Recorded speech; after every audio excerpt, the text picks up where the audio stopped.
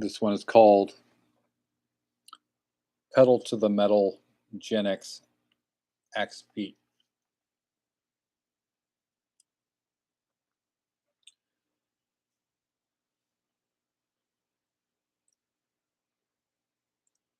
I press the pedal to the metal, stretching like taffy the thousand mirror shades of sensory perception.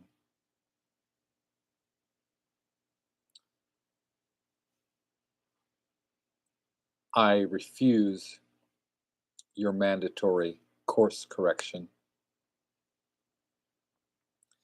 and tear away the rind of the mind fields abjected from the dusty ways of my folly.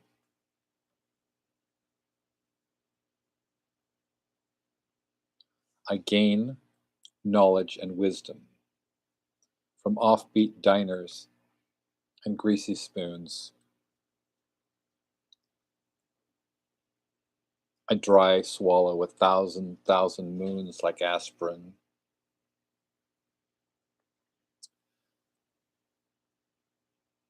I gaze in pain and wonder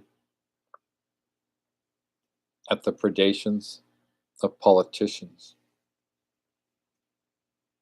the horror of biocide and genocide, attempting to maintain my place in the damned human race.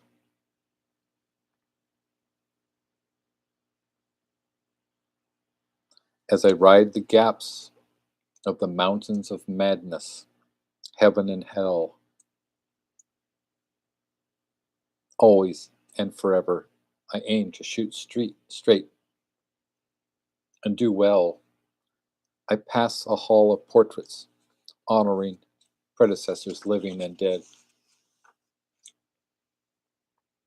William Blake, who weaves tapestries of wonder on his moon loom red.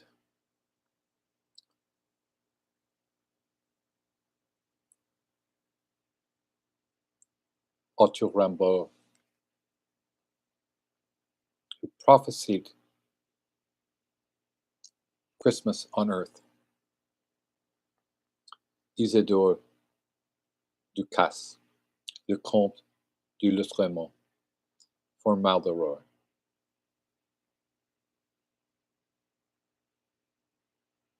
Alfred Jarry and his bicycles of insanity.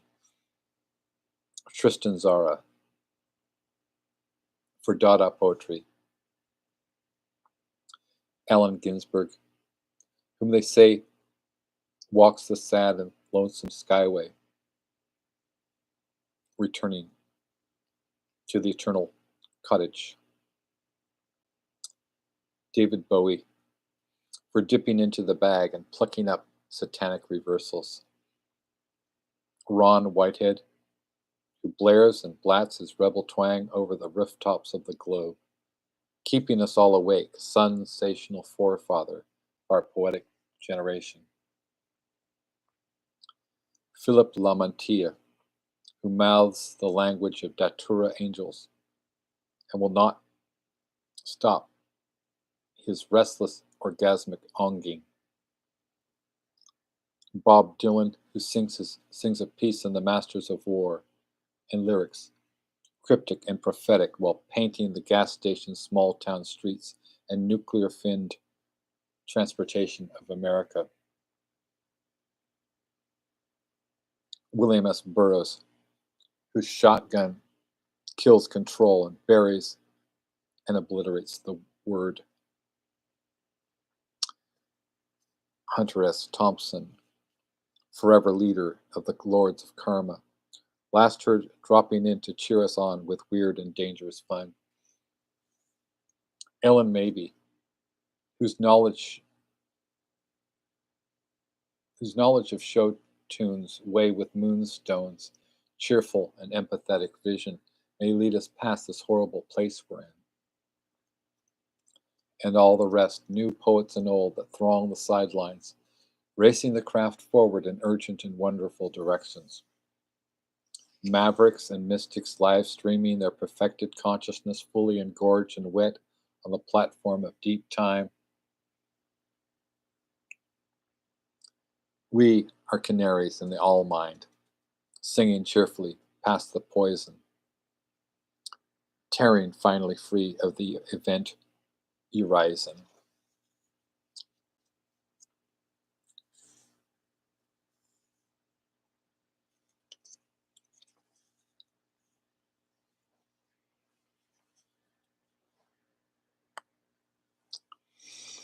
Cat on a Hot Tin Horror cast with a tip of the poet's beret to Ellen Mabey. History's a nightmare from which I'm trying to awake. James Joyce. Skating across the tin rooftops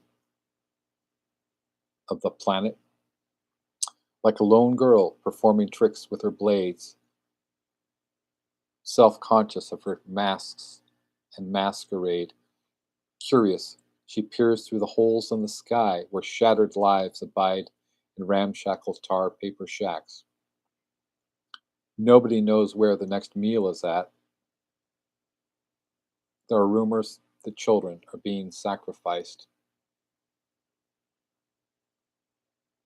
There are rumors that everything is fine. There is advice I cannot take, and the razor blade edge of final fatal lines. Requisat in pace.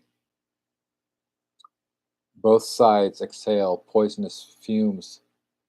Both sides stoke the fires of propaganda.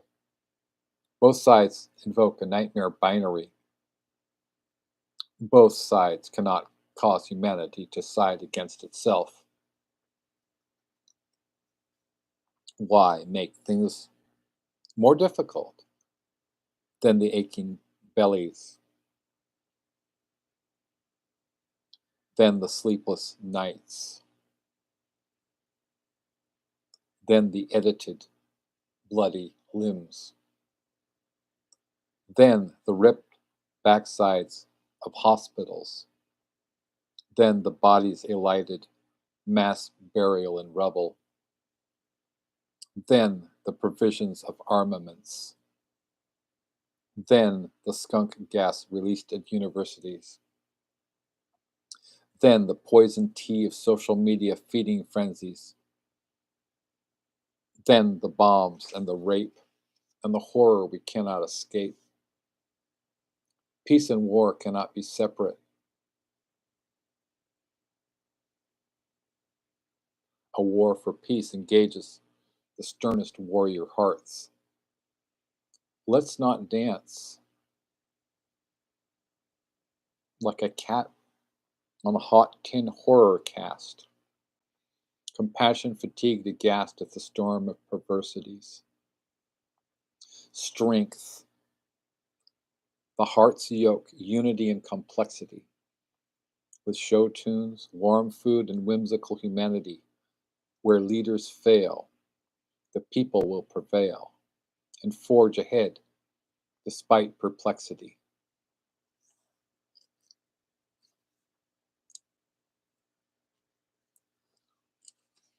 This one is called Cream O' Terror Stories, an eco snuff poem.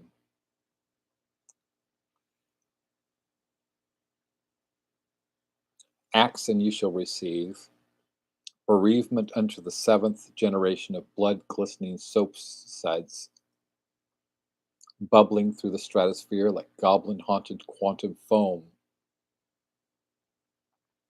uniting the alone with the alone. The thud of silver Armageddon horses galloping the final shore of time, rocking the cradle of history, with pyroclastic rhymes for days sublime, sobbing face down in the mud.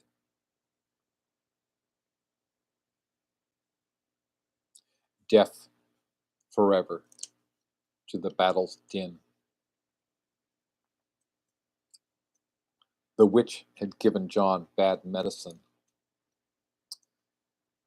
The practice of the presence is the presence is the practice is the presence is the practice is the practice is the thing of it is what the president really meant to say was, don't want to say genocide.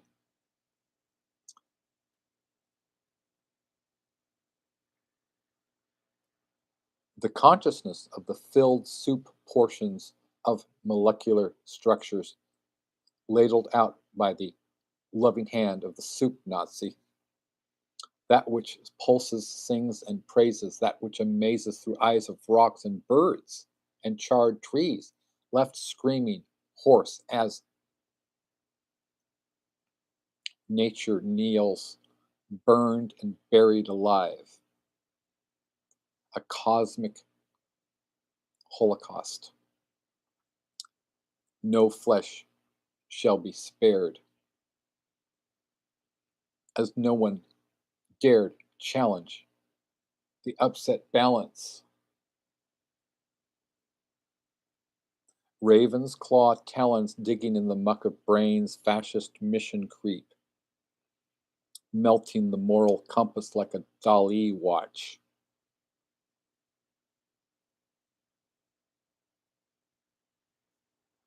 Someone held field glasses to their face and spied the rubble of the towers, saw the mutated animals, flesh glowing yellow-green through a pixelated screen, and on, urged the generals with helmets warped from iron vultures. On, urged the tanks across the expanse of bodies, merge democracy with agony, shower the hunger-bloated bodies of children with bombs, blow everything right and good and true and just sky high. Hooks ripped her breasts. They kept the voltage high, wired to his genitals. The pain could not be measured by measures meant to satisfy completion and not disjunct rips in the fabric of real. Make blood soup. We'll pay you to lie about it. Tell a cream of terror stories to your grandkids. We'll pass it down. The trail of tears. Frontiers of flesh puree heaped with atrocities. Children raped and butchered, their limbs cut off, dying in the muck. Trucks of spy eyes bearing down on reporters trying to sort the truth. Brigades of youth, some only in their teens, with bombs strapped to their chests. Napalm nudity. Napalm nudity. Napalm nudity. Napalm nudity. Napalm nudity. Napalm nudity. Napalm nudity. Napalm nudity. Napalm nudity. The West is the best. Get here and we'll do all the rest.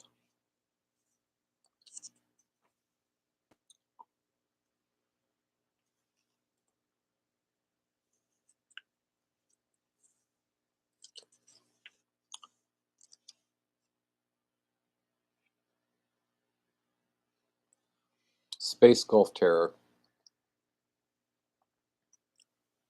Staring through the barrel of a Space Gulf Terror. Frozen, gape-jawed, paralyzed, synthesized lies, clicking asteroids like cast in nets, seeking the bead on the core of reality. Babies with a monstrous mind, unwieldy, unworldly, one-worldly, circulating steampunk streams of cotton candy circus tunes for neat, tuxedoed, ghoulish grooms. The bride, stripped bare by her bachelor's even Steven, slips himself the Mickey Mouse peel of rainbow consciousness, rippling pixels stamped from the distillation of crystal diode spatter. A host of shattered glass transformed from a zombie drone in ancient Egypt, weaponized with party favors of ice, maybe savored, shooting the moon to shoot up the moon. Tomb with a view to kill pills. In the hills, the cities, sitting pretty, snuff nude displayed on a conch shell, blowing the battle cry. Rhizomes proliferating, grave babies with diapers full of moon dust. Vegas crooners cranking the gruesome calliope, the evil that you see in me belonging mainly to yourself. Put that imp of the perverse back on the freaking shelf.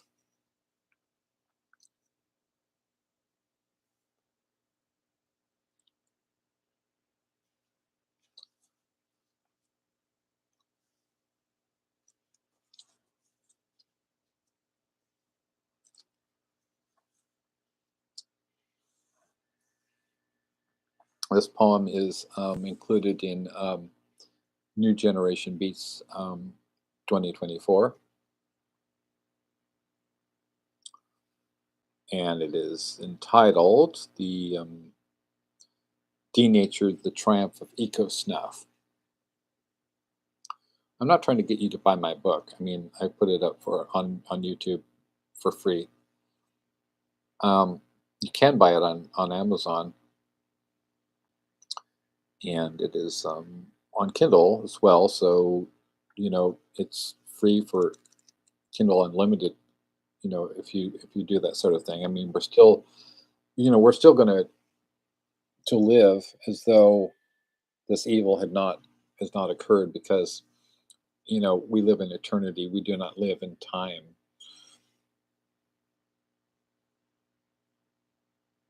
Night glimmer of structural surreal. As the bee eyes of the dark moon saints stab with their optic knives.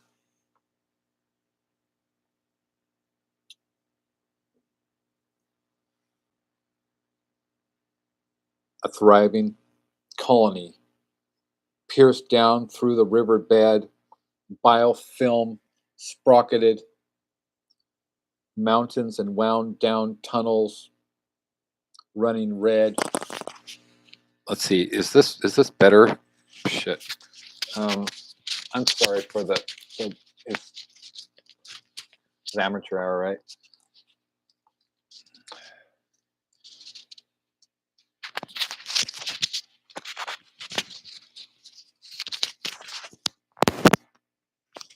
Okay, let's see if this will do better. How about this? Wednesday Lee Friday sent me a this thing. Does it work? Is it plugged in even? Let me investigate. Yeah, she also threatened me, which is nice. It's a charming habit people have around here, of encouraging murder threats. Yeah, baby, I went there. I said it. It's true. Murder threats against me. There have been many murder threats against me.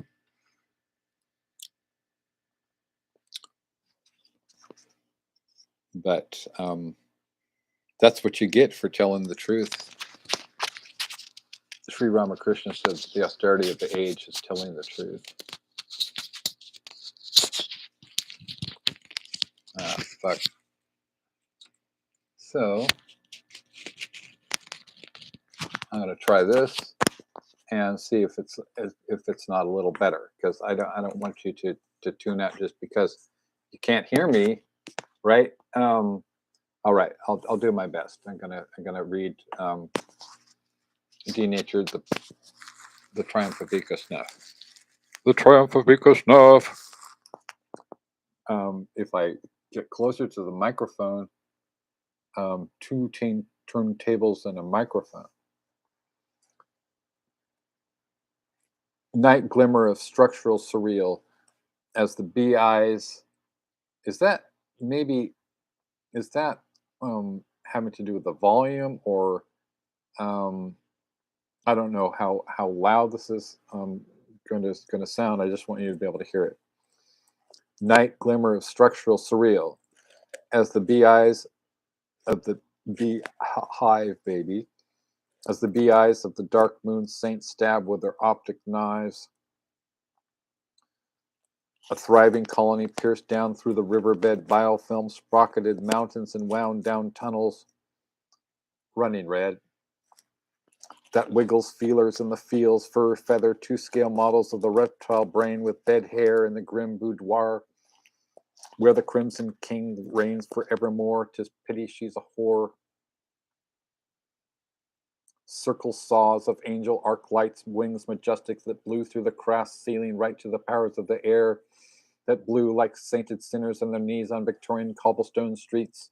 Bloody spunked eco snuff queens erupt a cinema fountain of dreams.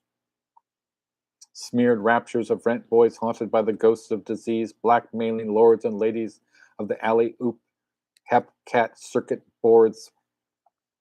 Opium tidal waves consume the riddle-scored scholar buried in the endless armchair, his automaton double still drumming its name through the vault of the stars.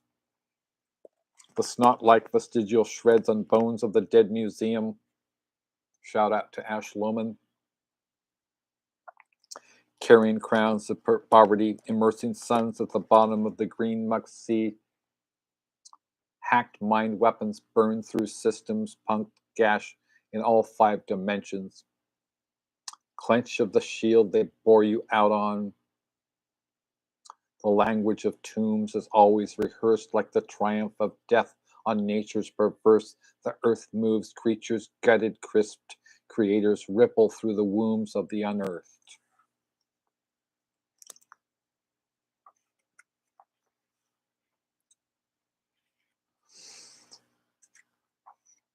From the seed of cold eternities. From the seat of cold eternity's astral empire, grim and black, arises a host of hellions, the ghosts of those that came before.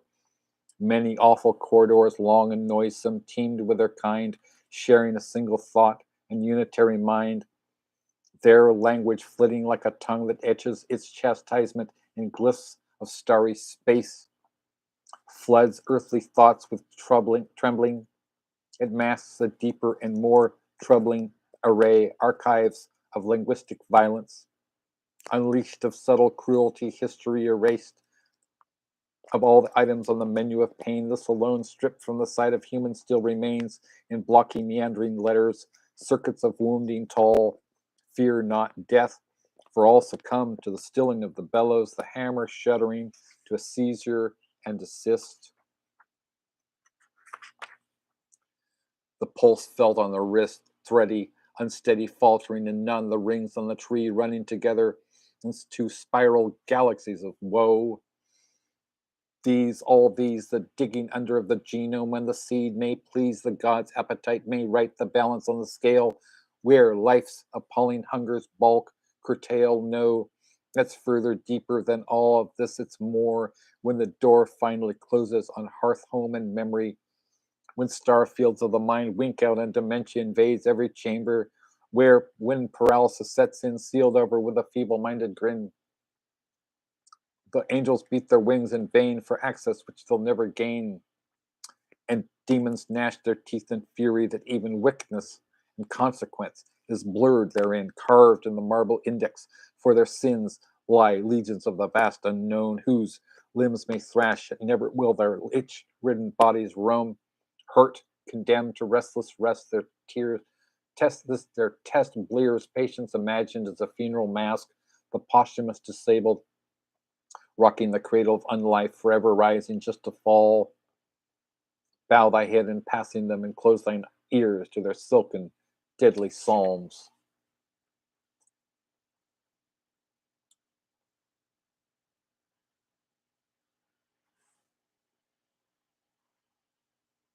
Hammers of Deep Time, and this was included in a zine that I forget the name of. Somebody did the something about the flames, and then they defriended me or something. Keeping the Flame Alive, it's called. This is social politics for you, some social politics bullshit, right? Well, now, you know, you could have had me as an ally. Hammers of Deep Time, and this is for Caitlin R. Kiernan. somewhere in shock corridors that snake along through the internet's branching and dividing, shaking out beats, dive bombing like berserk bees. God sneezes and reality catches cold. The frost descends on systems. We're all Jack Nicholson in the hedge maze of the holy. Lucifer catches crashed and streaming glimpses with his utterly weird telescope of the worm-wired slippage of time's arrows past us, perfume of barbed wire eroticism, the flesh mangles illuminated in jets of neon fire as we're pierced like Saint Sebastian in the SM dungeon, love's arrows wounding and healing our gimp duressed forms, pain rocketing our nerves. The new norms flush from an archive of revealing gestural signs. The evil mannequin couples gliding like angels in glitter and gore mangle. Tuxedos of glimmering moons, the rhythm kept by hammers of deep time. It's called The Flowers of Doom. And yeah, from the author of The Doom Hippies, you start to see a certain thematic. This is called Flowers of Crystal.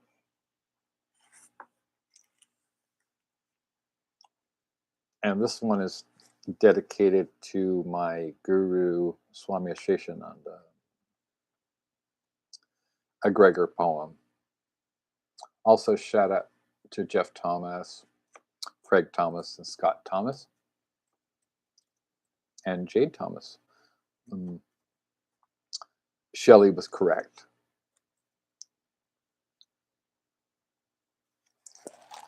Heaven's light filters through the prism. That's our seeming separate selves. The clouds lift.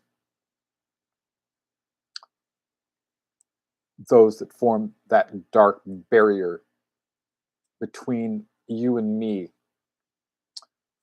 Formations based on race, gender, sex, class, and creed. There's a typo in there. I'm gonna maybe at some point, Dustin Pickering, I've offered to give you this book. Maybe you could put it out if there's any history left. Defied by universal radiant energy, the same that informs the music of rocks, bark, leaves, flowers, insects, bird, and streams. I heard the light of a woodpecker tapping once. Crystal flowers of a shining shape and sculpted consistency. I tailored those flowers with leather-making tools and made a suit of animal, plant, mountains, and people too. Whole rainbow, cosmical emotions flushed my senses as I saw the flow of neurons and electrons become in the end the same wavical particulate poking or enormous souls through black holes. What's the matter? As whole bad eminences, and yeah, that's Milton, as whole bad eminences seen from the pinpoint perspective of a shadow boxed god turned out in the end to be incredibly salutary. I salute us. I salute them. I salute the Atman and all. Flowers of crystal open, united, we cannot fall. That is for Surav Sarkar.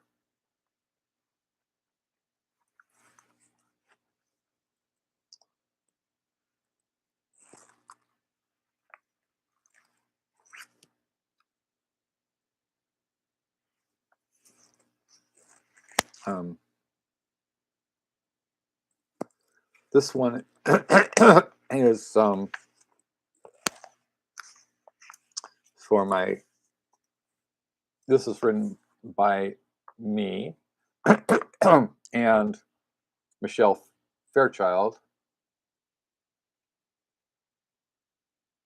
and it's called Bubblehead by Michelle Fairchild and Alex S. Johnson. And we read this, actually, Michelle read this on Angela Eureka Smith's show, Opportunities, giving authors opportunities to be part of a, sleazy cabal of fairly corrupt people, our sound trill streaks across delighted brain, invitation to laughter, invocation for Jordan, alive again with glittering hilarity, shared across tablet screen and phone. She called this communication bubblehead. Now, really, maybe we should be watching the news. It's like, oh no, when are the fascists going to like start rolling the tanks down, down the street? Um, well, we'll get to that when we get to that. Meanwhile, well, our communications are still up. I'm using this opportunity to communicate to you directly as a poet. I started writing when I was 7, and I was inspired by, at first, I think one of the first major inspirations that I can remember was Edgar Allan Poe, and then Walt Whitman, and then Allen Ginsberg. Then Rimbaud, Baudelaire, Lautréamont, Philip Lamantia, Shelley, Wordsworth, Rilke, Charles Henry Ford, Andrei Codrescu, and Philip Whalen, William Carlos Williams, and I took part in a workshop, a poetry workshop, and when I was 15 years old, and I wrote a poem about the death of America, ironically enough, and the poetry workshop leader wasn't really too excited about that because it was too surreal, and he sort of, it wasn't really a big fan of beat literature. When I was 14 years old, my dad, Stephen M. Johnson, he took me to, he attended Yale University, and he was a student of Harold Bloom, as well as Joseph Albers, one of the founders of the Bauhaus School, of Art and Design.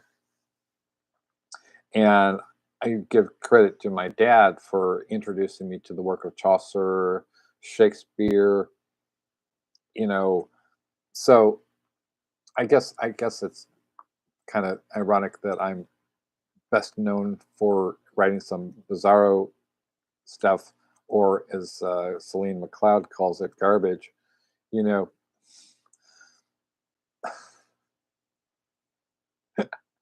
Jordan and Celine co-edited this book called Anthem, a tribute to Leonard Cohen. It's from.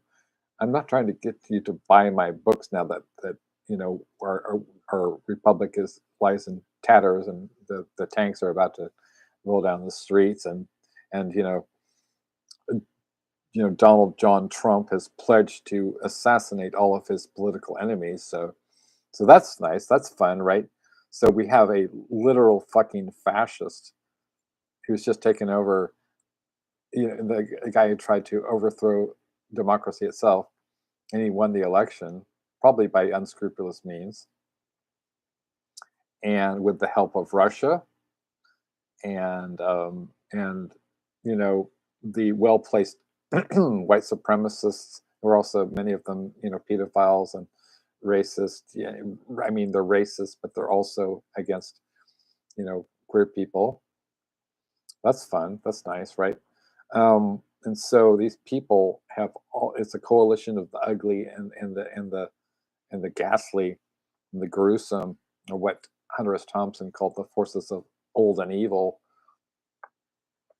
People have speculated that Hunter Thompson committed suicide. Don't worry, don't worry. I'm not going to go there. No, bitch, we ain't dead yet. Actually, Chris Pelton did me a favor by sending me those razor blades. No, bitch, no, bitch, we ain't dead yet. I'm still fucking here, man. Where are you? Where are you? I mean, morally, ethically, spiritually, and where are all the people who colluded with you, right? You know, I find that shit breathtakingly ironic. I'm still here, man. No, bitch, we ain't dead yet. No, bitch, we ain't dead yet. No, bitch, we ain't dead yet. No, bitch, we ain't dead yet. Those are lines from a poem that was written by my dear friend Aaliyah Celeste Williams, and it's called Blood Red. And if there's any future, we're still putting out We Are Gregor Disability Rights Anthology. So, we're not going to stop just because people are in despair right now doesn't mean that we cannot have a future. The future is up to us, but we have to be willing to sacrifice everything, including our lives. Let's not be in denial about this, right? First, we are in denial. You're drinking right now, you're watching this going, if you're watching this at all, there's 0 viewers. That's absolutely 0 viewers. There's 0 likes. So I'm doing this completely by myself, as I'm used to. I expect this.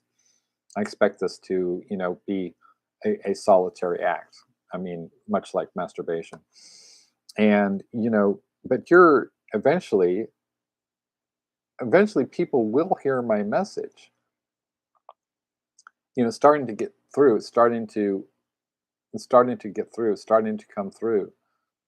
I'm not alone. I'm not alone. You know, and I don't want to be in this position, quite frankly. About 6 months ago, I started to get this intimation that we were that of a Holocaust of some kind of um, oh dear God. Okay, anyway, some sort of grim totalistic event, much like has just happened. And I thought, well, I've got this crushing brain injury. I'm in horrible pain, but you know what? I can write a book. I can still write a book. I've written 18 books. I think 18 books. I've contributed to I don't know how many anthologies and magazines, and going way back to 1991 when I published my first. Actually, I published my first poem, or my first published thing was when I was 11. So, but anyway, this is what would Jordan do in this situation. Jordan Gallagher is Sherry Lynn Weiner, and I'm streaming, live streaming, live streaming. I think that while we still can, right? While we still can, while we still have the capacity before they shut us down. And my other Facebook account has been shut down. So, this was my backup plan. First, I still have this. They shut down. Facebook said that I posted nudity and violence and self harm. Well, what I did was I posted images that were sent to that were posted online by a man named Christopher B. Pelton, Bridgeport, Connecticut, and that guy was the one who sent me a pack of 100 razor blades with instructions on how to, cut my radial artery. Christopher B. Pelton. The people who colluded with him are Pixie Bruner, Angela Eureka Smith. Yes, I did name you, Angela. You have been involved in covering up this literal conspiracy against me. And, Joe Meinhardt, even Ramsey Campbell's involved this. Oh, okay, well, Alex is going off again, right? It's not nice to pick on disabled people. It's not nice to pick on elderly people. That shit has a way of karmically boomeranging on your ass. MG Allen, I'm not defaming innocent people. You are literally in a live-in relationship with one of the people. So, of course, you're compromised. You do have a horse in the race. And that's hilarious because you have to live with Pixie Bruner.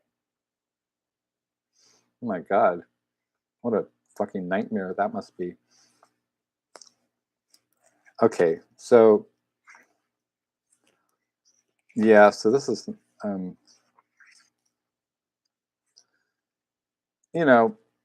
I feel like we only have a slim window before the tanks start rolling in. So, and they literally have us up against the fucking wall, or in internment camps, much like we did to the Japanese in World War II. My mother's friend John Cordy. Well, this is kind of an interesting thing that I just recently learned, but I keep being fucking interrupted. Anyway, John Cordy was the man who made Farewell to Manzanar. He made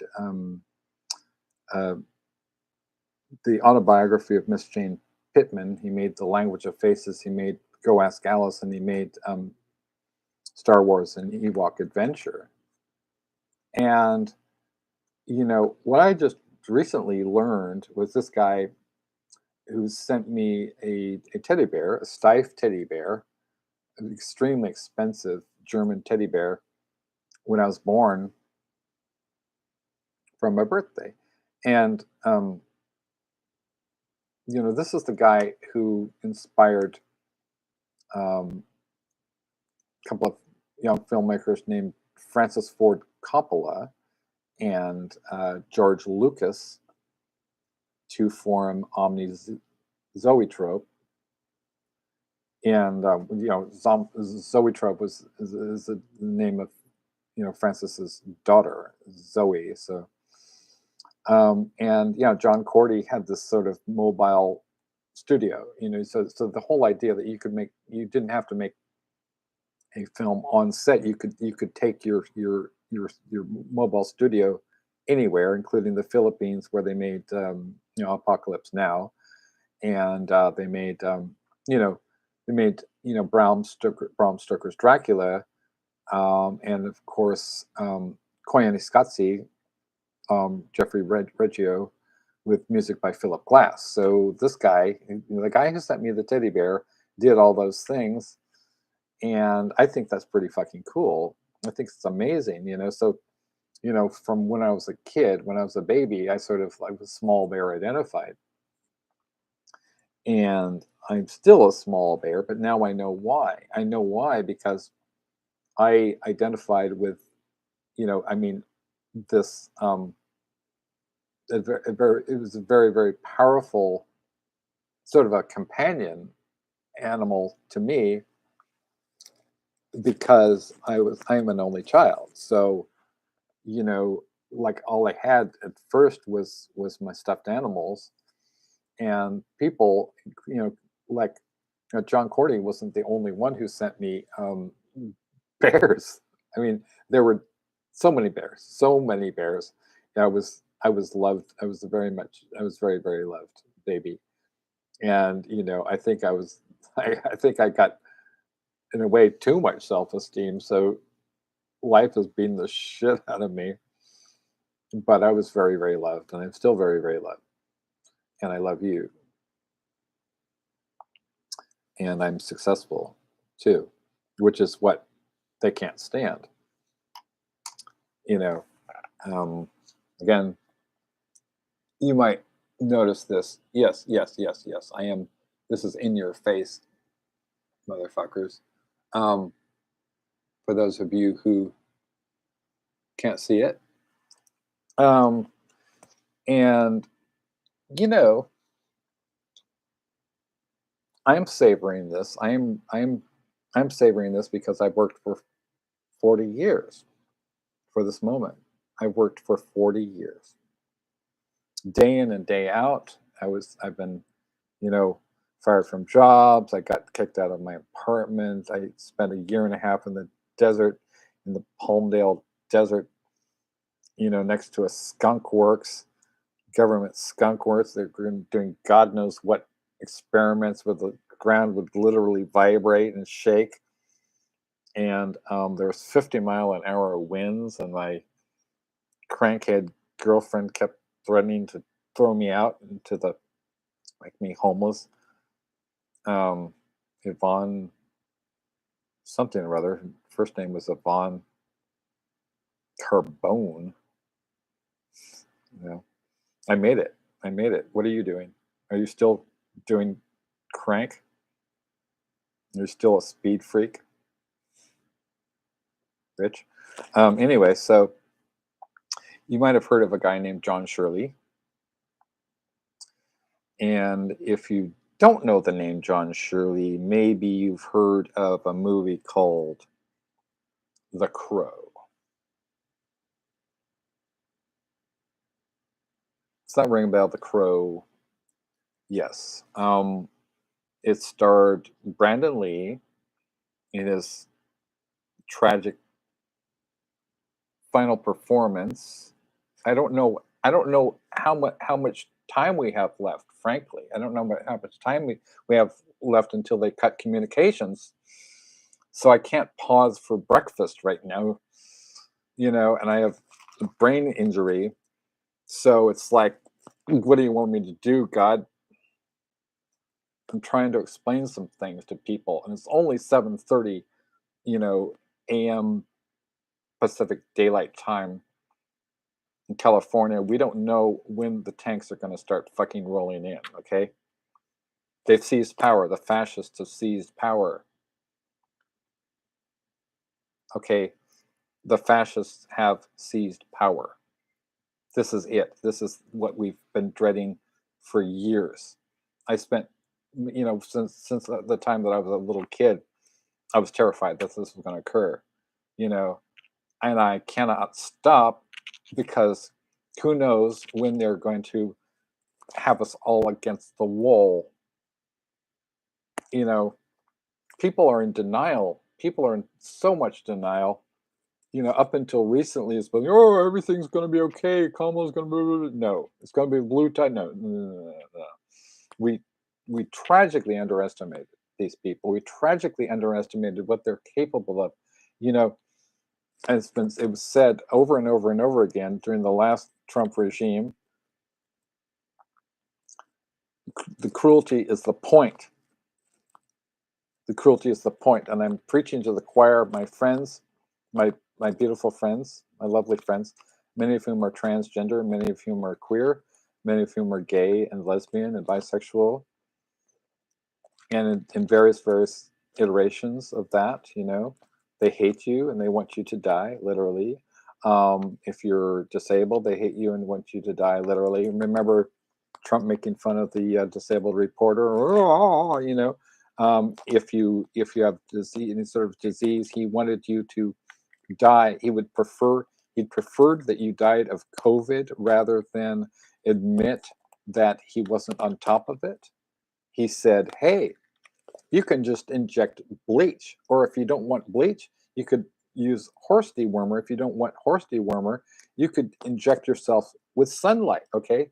So the village idiot has become once again the president of the United States, a man who's been who's literally a rapist, who is, you know, convicted on multiple federal criminal charges, hundreds of counts of criminal charges. That man has seized power. Okay, a literal rapist, pedophile, um, autocrat, dictator who admires Hitler has just seized power. So don't be in denial, people. I mean, yeah, you can fucking smoke, whatever, smoke some weed or whatever, but you know, be paying attention and raise the collective paw. I want you to get up from whatever you're doing, and I want you to think about this. This is the moment that we've all been dreading. This is the moment that's troubled the sleep of history.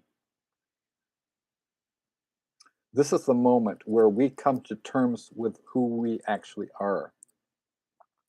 And, for many of us, we've always sort of had the question in the back of our minds, how could we stand up to torture?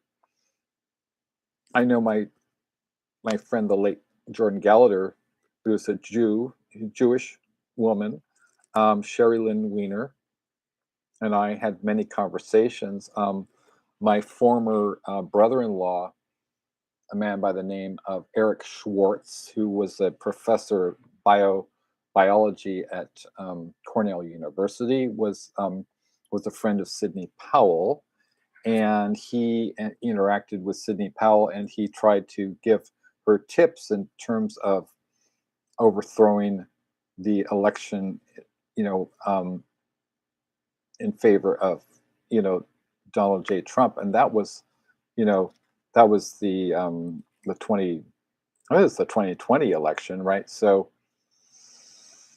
even his dad, Henry Schwartz, who we never got along with, but rest in peace, Henry Schwartz, Hank Schwartz. Even he, saw that, you know, Donald John Trump is a dangerous idiot. Again, the village idiot has taken over. What are you going to do to me? Put me up in, you know, you know, in front of a firing squad, right?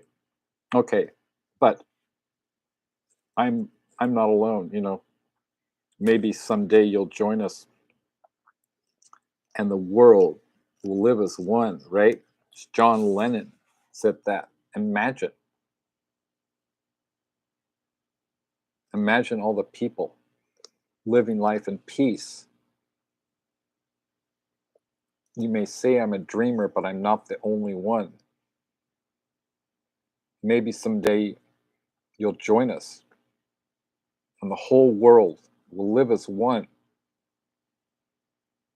That's John Lennon, who was assassinated in 1980 after releasing Double Fantasy with Yoko Ono. And he wasn't a complete saint either. He was kind of an asshole, especially to women. He was abusive and, you know, fairly bad parent, but he, towards the end, he redeemed himself. And Double Fantasy was one album where he had the song, watching the wheels, right? I'm just watching the wheels go round and round. I really love to watch them roll, you know. And but we can't. I mean, we can't do that. And I was collaborating with Sandy DeLuca on a novella called Lennon's Box, and Lennon's Box, which is about the ghost of John Lennon, and maybe praise God, maybe someday that book will come out. It's not going to come out probably. All bets are off. Everything is suspended. Everything is suspended right now because democracy as we know it is over.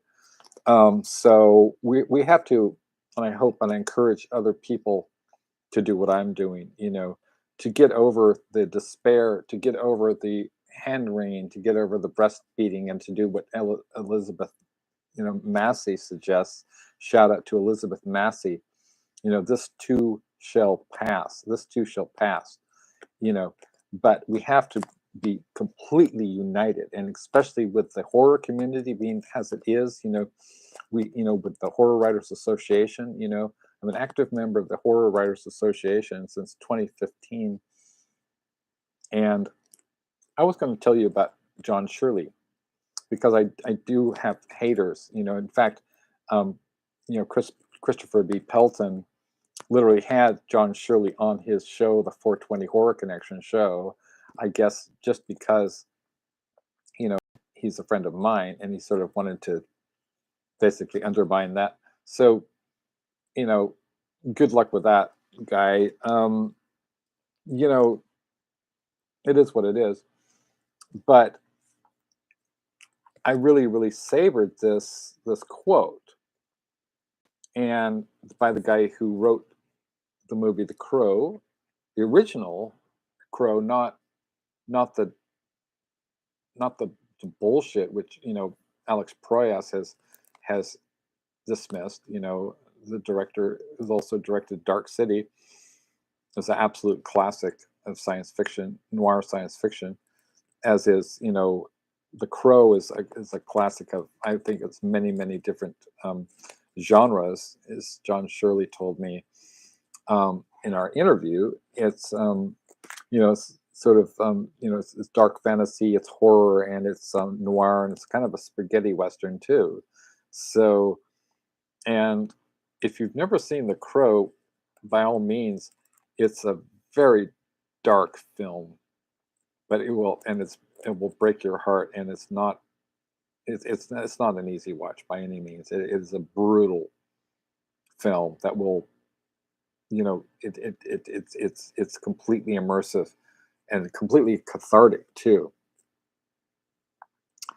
And in some ways, I kind of feel like Brandon Lee, or I feel like The Crow in many ways, because according to the MRIs, I shouldn't be able to talk, let alone write books like this one, let alone, all the other books that I've written, let alone all the anthologies that I've done and put together. I hope that we'll be able to put out the anthologies that we wanted to, because they're amazing.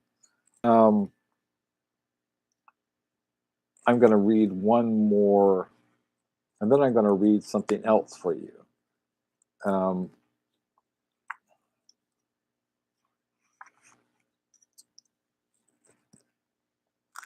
And yeah, I'm not going to talk about St. Joshi.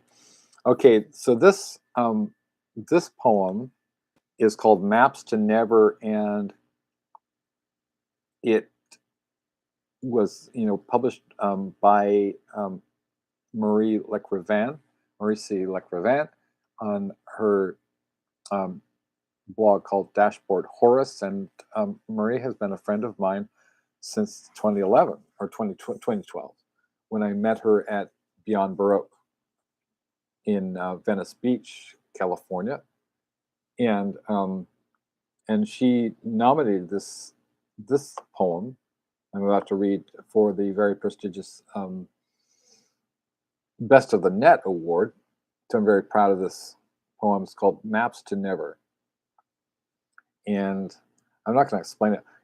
I sort of still have PTSD from the whole Pixie Bruner thing. Yeah. But if you truly want to be transgressive, the real transgression is love, folks. What was the last words of William S. Burroughs, right? Love is the best painkiller what there is, right? Love is the answer. And a shout out to Seb Dubinsky. If I haven't mentioned Seb Dubinsky, I love you, man. We're going to develop this. I mean, as you said, we already have mad love for each other, and I think it's going to continue. And I would love to collaborate with you on something if we're still around.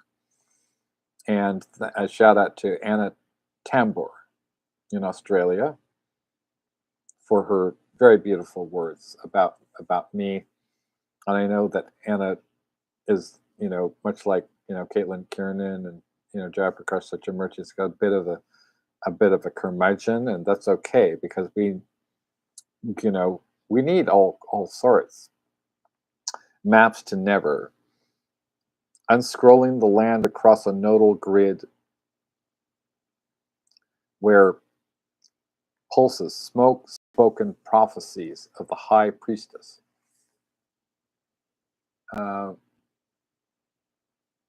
Tesla. How is Tesla doing well or poorly? See, this feels like shenanigans because you know that they didn't win fairly and squarely. You know that Kamala was ahead, and all these polls were manipulated, and Trump didn't really win. And he's been sort of trying to warp reality for a very, very, very long time and try to get sort of brainwash people. And he's brainwashed a few people, but he hasn't brainwashed the vast majority of Americans did not vote for Donald J. Trump. So this is some fucking bullshit. It's some fucking bullshit. That this guy would, pledged that he would win regardless, right? And he figured out how to do it. They figured out how the technology to do it too, because they're inside government and they're inside the Border Patrol and they're inside law enforcement, they're inside FBI, they're inside the CIA. They're everywhere. The MAGA is everywhere. White supremacists are everywhere. And they hate you. And they hate people like me, disabled, queer people. They want people like us to kind of die, literally, because we're a threat to them, because we're so fucking sexy and awesome and brilliant, that they can't stand it in their troll-like chambers of horror, and it sucks to be them because they're going to die in horrible pain, upside down like Mussolini on a hook. That's what's going to happen to Trump, and I'm not threatening him. I'm just saying history is our guide. They said that the sun would never set on the Roman Empire until it did, and the Visigoths took over. And then we had some fucking dark ages. Well, history doesn't have to repeat itself like the bore on the intercontinental flight. To shout out to Anna Tambor again. History does not have to repeat itself. We can win this war. We can win this battle, and we can win this war. We can detonate the Death Star that is Donald J. Trump and MAGA. And we can do it in a stylish and sexy way. Come on. We don't have to despair, people. We can raise a collective paw. Doesn't that feel better than killing yourself? Raising a collective paw is a phrase from a poem. I believe it's called A Whiff of Whimsy, don't quote me, by the brilliant Ellen Mabey. And I'm going to read one more poem. I think I'll read while we still can.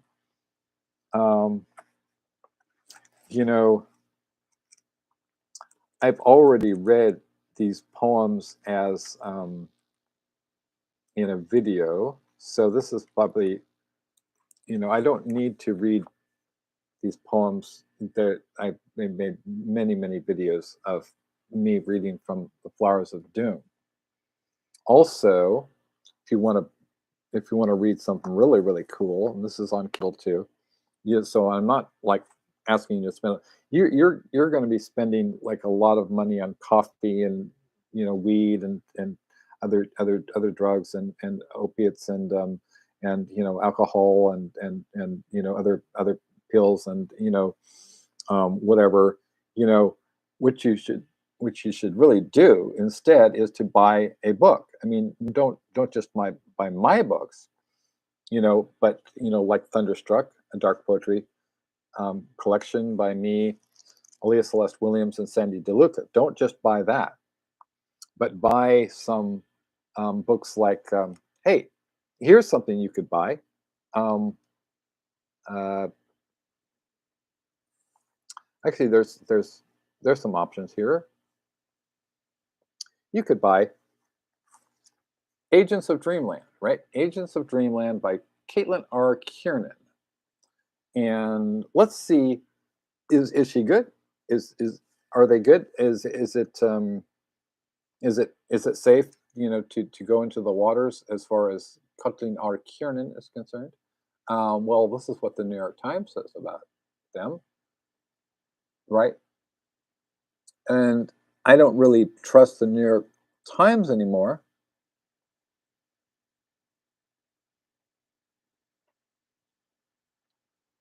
However, they've gotten some things right. They've gotten a few things right. And we can be styling. We could read, you could read, who's really fucking cool? Cicero. Cicero. I mean, the man stood up against a guy named Catalina. And when Catalina, you know, tried to take over the Roman Empire and assassinate everybody, um, and he was there in plain sight. He was sitting there in plain sight in the Senate, right? Cicero, the great Roman senator and orator, delivered this famous fucking speech, which has been, a model for centuries of, it's more than this was written more than and delivered more than 2,000 years ago, but it's a speech that speaks to us now. And I'm just going to read a portion of this speech because I guess I've decided to do a bit of a filibuster. I don't know. I've done, we're okay. So to recap, and if you're just joining us from outer space or whatever, you've been living under a rock, yes, um, or in a democratic way of life is essentially fucked. Um, a literal fascist with ties to Russia, strong ties to Russia, um, has taken over. Ties to, you know, literal, like, yeah, I mean, the most horrifying person imaginable, the most evil person alive on the planet has just taken over the United States of America, and he's not been elected, fairly and squarely. He took us over. Okay, y- you know, this is history repeating itself, but we can be the more stylish, can be rocking a, suede jacket, right? Wearing a Motorhead shirt, fucking Motorhead. You know, we don't have to do it the same way we did it before. We don't have to be pathetic and poignant and, just allow them to. And by the way, Lemmy was not a Nazi. He was the opposite of a Nazi. My former friend Rhonda Signs, the publicist, Signs of the Times Entertainment. Her father was, actually, she was adopted, but her father was a general, not a general, but he was in World War II, and he ripped the medals off the Nazi soldiers, and then so she inherited these Nazi medals, which, so this is what these are trophies that were taken from the Nazis, and that she gave them to Lemmy. Okay, and so he had a collection of, Hitler knife, Hitler Youth knives and all sorts of Nazi memorabilia, because Lemmy was a student of history, is an extremely bright man, and as he himself said to me in a Metal Hammer interview in 1999, he said, "Poor Nazi me, I'm dating a black girl," you know, and it was true. I mean, so then there's all these people, especially the people in the horror community. I hate to be that guy there, but yeah, I was trying to tell you that you've got some bad eggs among you. I was like, oh, no, we don't want to talk about that. We don't want to talk about that. We don't want to talk about that. Right? I was talking about Cat Dahman. I was talking about some horrible people. I was talking about, Tonai Einot and, people like that, and how I was fired from Jail International Press for my support of Black Lives Matter during Ferguson. This is the truth. It's the truth, Ruth. And then they sort of defame me. Then they threatened to kill me. It was literally true. And then they sort of tried to ride me out on a rail as far as horror is concerned for a decade. All right. Guess what? No, bitch, we ain't dead yet. In fact, that is the epigram for Thunderstruck by Aaliyah Celeste Williams. No, bitch, we ain't dead yet. So this is, I'm just going to read a little bit of the first speech by, against Lucius Sergius Catilina by the Roman senator Cicero. And, it used to be in the Middle Ages, you had something called the quadrivium, which was, one of the elements that everybody was supposed to learn and when they went to college was rhetoric. Okay, so rhetoric was the prince of the disciplines and the fields, and it still remains. I have a master's degree in English literature with an emphasis on rhetoric and composition. So I'm a rhetor, or I am a compositionist, and so we studied. I mean, I'm an expert in rhetoric. So we studied philosophy, we studied history, we studied social, like sociology, you know, literary theory, linguistics, queer theory. You know, I mean, it's a heavy discipline, and I enjoyed myself so much. But so there's a guy Catalina, right? He tried to take over the Roman Empire, and he was just hiding in plain sight. He was literally like standing there in the Senate when after he threatened to actually plotted to assassinate the senators and take over the Roman government with his henchmen. It sounds familiar, right? Okay, so then Cicero magnificently orates thus, right? Okay, you didn't expect you were going to get a little bit of Roman history, a little bit of classic rhetoric, and from a guy who's wearing a Motorhead shirt, right? I mean, yeah. Well, I was also a professor, and this is the jacket that I wore very proudly as a professor, and I also wore this exact same outfit to the Rainbow Bar and Grill, you know, and so this is you know Lemmy had a nickname for me. He called me Teach, right? He called me Teach. So yeah, this is history not repeating itself. You know why? Because we're armed, right? We've read Cicero. Going to read you a little Cicero, right? Okay. In the name of heaven, Catalina, how long do you propose to exploit our patience? Do you really suppose that your lunatic activities are going to escape our retaliation for every more Donald John Trump? Are there to be no limits to this audacious, uncontrollable, swaggering Donald John Trump? Look at the garrison of our United States, which guards the Capitol in Washington, D.C. by night. Look at the patrols ranging the city, the whole population gripped by terror.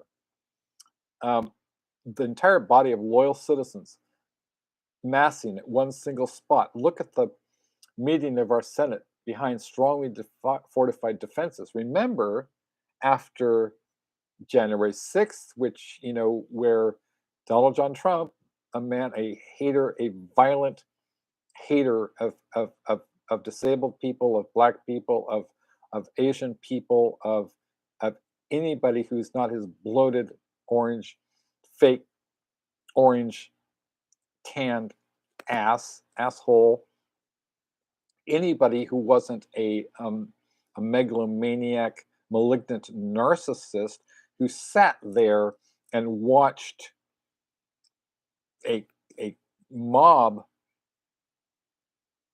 who they committed murder, they gouged out people's eyes, they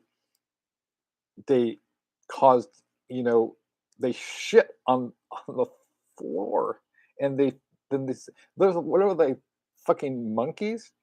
They shit on and these people that these are the people that just took over, right? That's so fucking stupid. I mean, how long is this going to last? Donald John Trump and his followers, MAGA followers, including my fucking cousin, Jeanette Johnson Summers.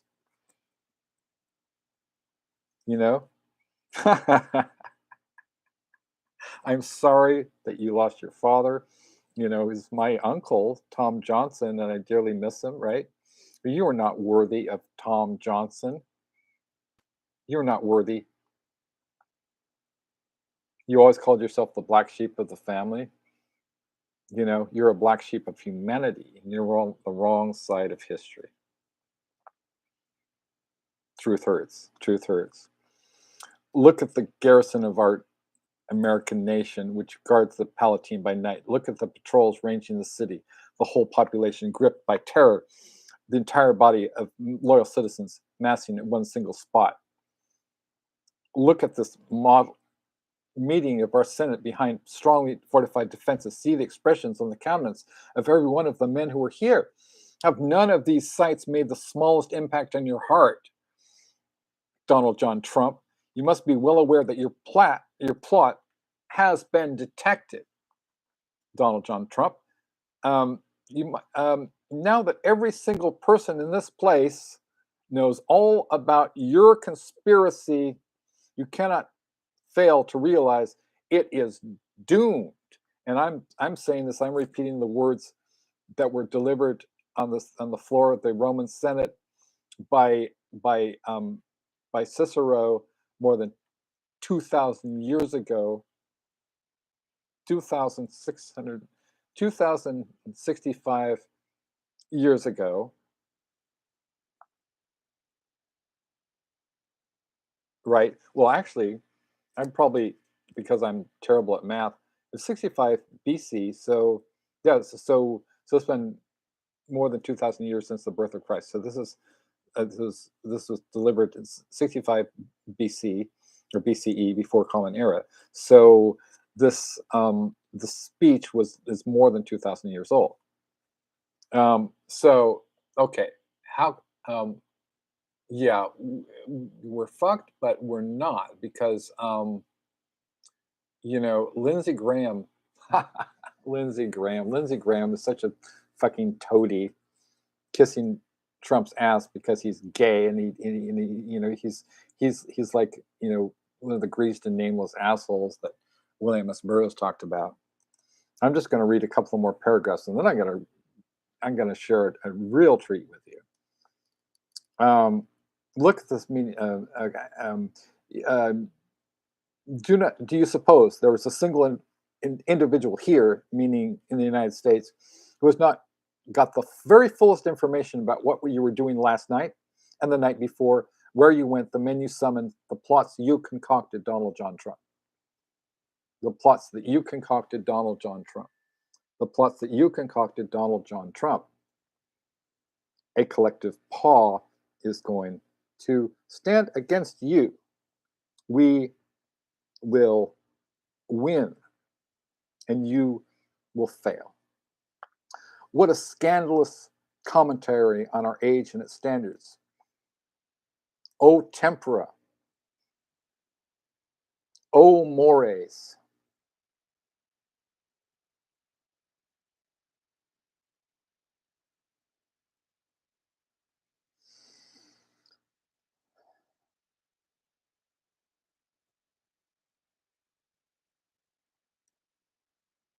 For the Senate knows about all these things. The consul sees them being done. And yet this man still lives. He watches and notes and marks down with his gaze each of us he plots to assassinate.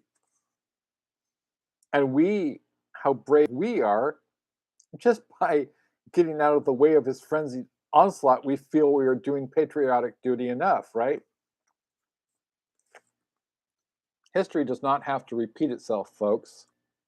Read Cicero, learn a few things, read William S. Burroughs.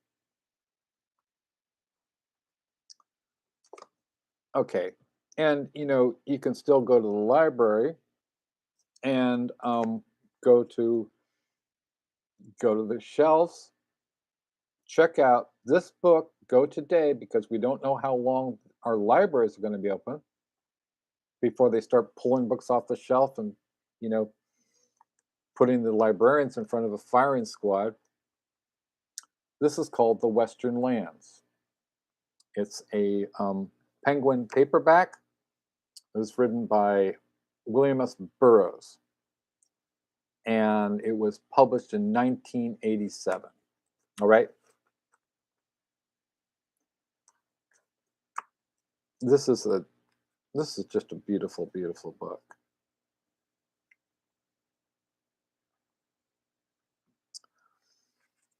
So I'm just gonna read a little Burroughs because Burroughs isn't here, and so we need somebody to read some Burroughs, right? And just give us a little bit of entertainment.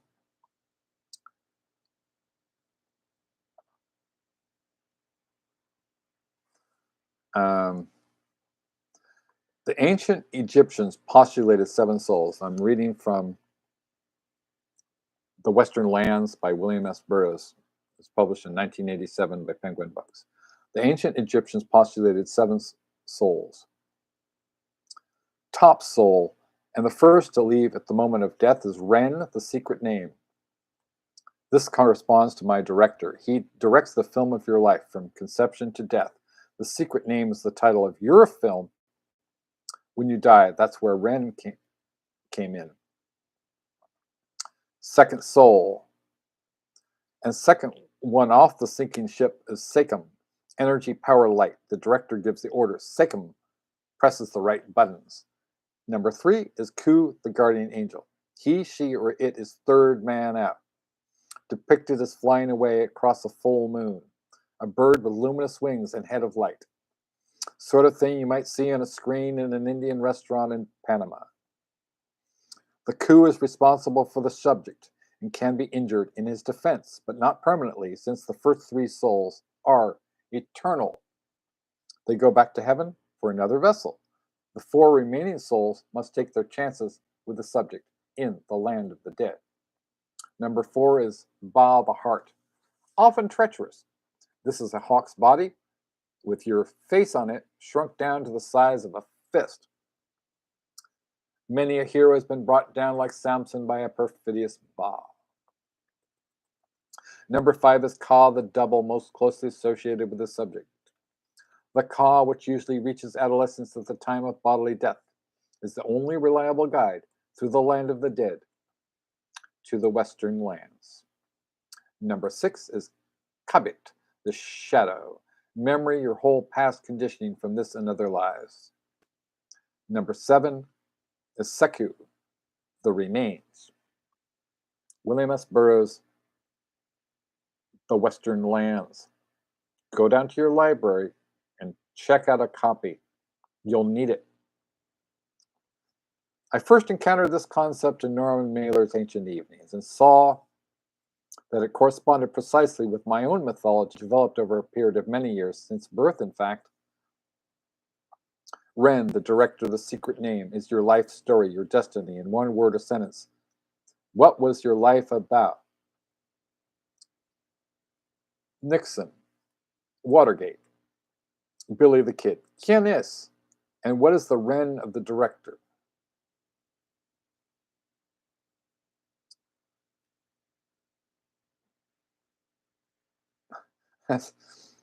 Actors frantically packing in thousands of furnished rooms and theatrical hotels. Don't bother with all that junk, John. The director is on stage. And you know what that means in showbiz. Every man for himself. Sikkim corresponds to my technician. Lights, action, camera. Look, boss, we don't got enough sec to fry an elderly woman in a Fleabag hotel fire, and you want a hurricane? Well, Joe, we'll just have to start faking it.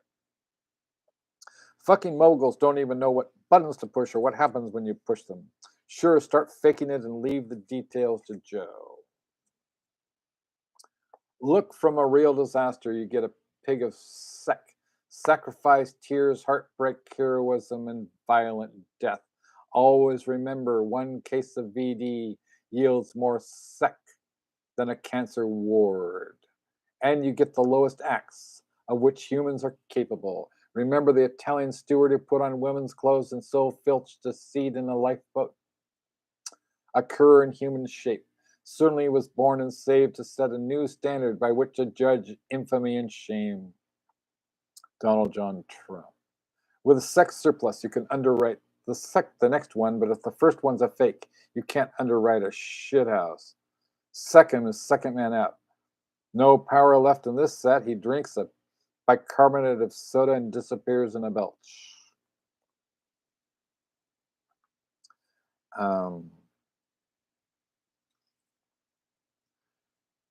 Ruins of Hiroshima on screen. Pull back to show the technician at a switchboard.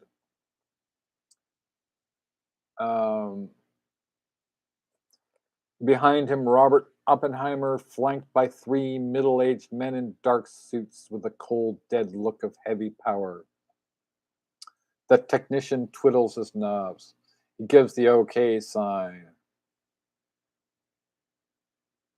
All clear. Are you sure? The technician shrugs. The instruments say so. Oppie says, thank God it wasn't a dud. Oh, hurry with those printouts, Joe. Yes, sir. He looked after them sourly, thinking, thank Joe it wasn't a dud. God doesn't know what buttons to push. However, some very young, tough souls, horribly maimed and very disgruntled, do survive Hiroshima and come back to endanger national security. So the scientists are put to work to devise a super soul killer. No job too dirty for a fucking scientist. They start with animals. There are some laboratory accidents. Run for your lives, gentlemen. A purple-ass baboon has survived 23 skidoo. It's the most savage animal on earth. The incandescent baboon's soul bursts through a sealed door. It rips like wet paper. Had to vaporize the installation. Lost expensive equipment and personnel. Irreplaceable, some of them. Real soul food chefs, you might say. Cordon bleu. Well, trial and error. We now have soul killers that don't quit. State of the fart, sure, the big fart. We know how it's all going to end. The first sound and the last sound. Meanwhile, all personnel on planet Earth are confined to quarters. Convince them they got no souls. It's more humane that way. Scientists always said there's no such thing as a soul. Now they're in a position to prove it. Total death. soul death. It's what the Egyptians called the second and final death. This awesome power to destroy souls forever is now vested in far-sighted and responsible men in the State Department, the CIA, and the Pentagon. The president with his toadies and familiars is now 500 feet down in solid rock, with enough fine foods, wines, and liqueurs to last 200 years, and the longevity drugs to enjoy them all, held off the market in the interests of national security. A teenage president appears on national TV, his well-cut suit hanging loosely on a skinny frame to pipe out in adolescent treble, alternately pompous and cracking. We categorically deny that there are any so-called fountain of youth drugs and procedures or treatments that are being held back from the American people. He flashes a boyish smile and runs a comb through his abundant, unruly hair. And I categorically dismisses without foundation rumors that I myself, the First Lady, my fag son, and my colleagues in the cabinet are sustaining ourselves by state-of-the-art vampiric technology, drawing off from the American pimples, so-called energy units. His hair stands up and crackles, and he gives the American people the finger and barks out, I got mine, fuck you, every crumb for himself. So let's see, what can I read now?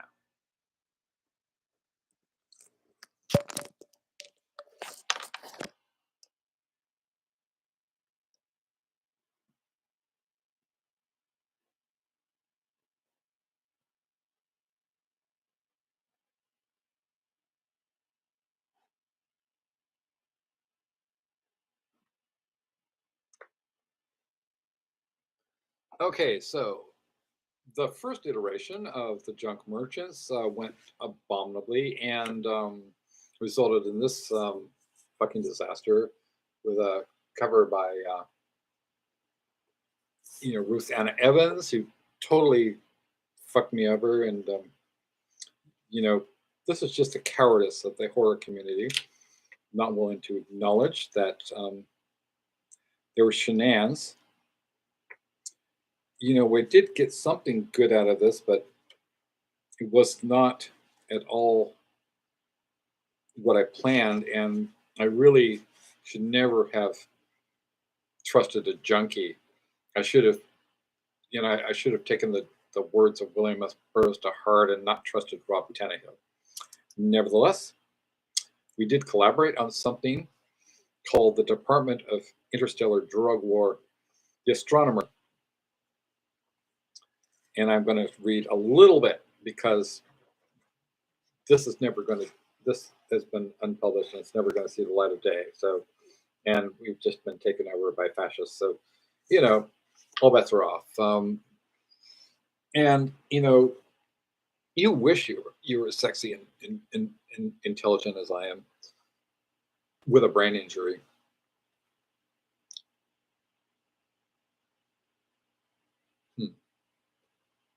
Yeah, this is some. So this is it's mostly me, but it's a little bit of Rob. And the guy is an asshole. So, but we could have been friends, and you didn't have to sell me down the river. Rob Tannehill. I mean, we could have stood side by side, neurodivergent people, with a common interest in defending our freedoms. We could have stood side by side with Angela Eureka Smith, could have been part of this. Ramsey Campbell could have been part of this. But then again, Ramsey Campbell, I mean, he's got a friend in David R. Riley who's literally a fascist, right? So what are you going to do? Punish me, cancel me from horror? It's too late. It's already happened. So Nova, okay, this is called the Department of Interstellar Drug War, The Astronomer, by Alex S. Johnson and Rob Tannehill, mostly me. It's crazy to live in this universe without even ever having seen it. John Dobson, 1915 to 2014, amateur astronomer, inventor of the Dobsonian telescope. As sidewalk astronomer, Dobson makes a cameo appearance in Fritz Lieber's 1977 urban fantasy classic Our Lady of Darkness, inspired by true events. Yeah, John Dobson was a member of our church, the Vedanta Society, and he was very, very, um, he was basically a fucking child molester. So anyway, so that was a little nod to him, but he does appear as a cameo in Our Lady of Darkness, which to me is hilarious. Because Fritz Lieber was a disciple of H.P. Lovecraft, a friend of his, and he created the Fard and the Great Mouser series. And speaking of fantasy, right? So I was just Leah Celeste Williams and I just did a interview with on this channel, this here very this here channel, the Small Bear and Pickle Show, and we did an interview with our good friend Seb Dubinsky, and who writes for Meerkat Press, and he had just had lunch with Michael Moorcock, and so it's a beautiful thing because we're sort of engaging in a dialogue, essentially a dialogue between Sri Krishna and Arjuna, where we're talking about what is the way of ultimate reality. And we could go there. We could talk about that. At this rate, since we're going to be up against the wall with people like Sherry Curry leading the charge, Sherry Curry, the MAGA transphobe, and who's a friend of Catherine Turnman, the co-author of Louder Than Hell, the definitive oral history of metal, who pulled out of my Hand of Doom because she's a friend of Sherry Curry. And she never got any more enlightened. And she, said I had mental troubles or whatever. Yeah, yeah, mental troubles dealing with you. Well, is this book ever going to appear? I mean, in print? Who knows? Ken Sabe. I mean, what are they going to do to Billy Martin? What are they going to do to Caitlin Kiernan? What are they going to do to me? What are they going to do to you? So I'm going to read a little bit from the Junk Merchants to a literary tribute to William S. Burroughs. I mean, this is proof. This may be the only, this may be our only chance. I mean, I know we all have cognitive dissonance dealing with the fact that a rapist, murderer, soul sucker, pig, close friend of Jeffrey Epstein, he didn't win the presidential election in the United States. He stole it. Make no mistake, he stole it. He stole this election. And, Hunter S. Thompson and William S. Burroughs are no longer with us. Fortunately, we still have Ron Whitehead.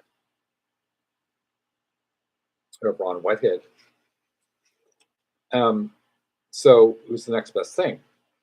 Ron Whitehead in 1996, I believe, did an interview with William S. Burroughs, his friend William S. Burroughs. And this is included, it's been published several times, and it's included in the Junk Merchants too. I'm going to read a little bit from this interview because I think it's really, really cool interview. So William S. Burroughs, hello. Ron Whitehead, William, WSB, yes. Whitehead, Ron Whitehead, WSB, well, Ron Whitehead. Whitehead, how the hell are you? WSB, how what? Whitehead, how are you? WSB, well, I'm fine, thank you. Whitehead, as you recall, I produced your Published in Heaven, Remembering Jack Kerouac poster and chapbook. Plus, I sent you my Calling the Toads poem, and right now I'm producing the William S. Burroughs Sonic Youth 7-inch vinyl recording for our audio series. WSB. Oh, of course, yes, yes. Whitehead. I just received letters from Rene in Amsterdam. He says that after my reading of the Mayor Dan Voorden Festival in Goes, Holland, he started having dreams in which you and I taught him how to save the world. I'm forwarding the letters to you. WSB. How old is he? I think I remember him. What does he look like? Whitehead, early 20s, blonde, handsome, friendly, intelligent. Knows the history of the beats inside out. He writes from a mental hospital in Amsterdam. WSB, not sure, perhaps. Reason I'm calling is that Doug Brinkley has asked me to produce an event in New Orleans in August. It would be the largest beat gathering of the year. Rant for the Literary Renaissance and the Magic Bus will present the event called Voices Without Restraint. 48-hour nonstop music and poetry insomniathon. As part of the event, will hold the City of New Orleans presentation ceremony dedicating to you the historic marker which will be erected at your Algiers home, which was made famous by Jack Kerouac and On the Road. And we'd like to have a live phone conversation with you during the presentation. Now, incidentally, one of the people that was involved with this specific insomniathon, easy for me to say, was a person named Poppy Z. Bright. And when in fact, the interview, Poppy Z. Bright, now Billy Martin, published an excerpt from my interview with her friend and collaborator, Krista Faust, in the Purple Prose newsletter for, I believe it was June or July of 1996, as well as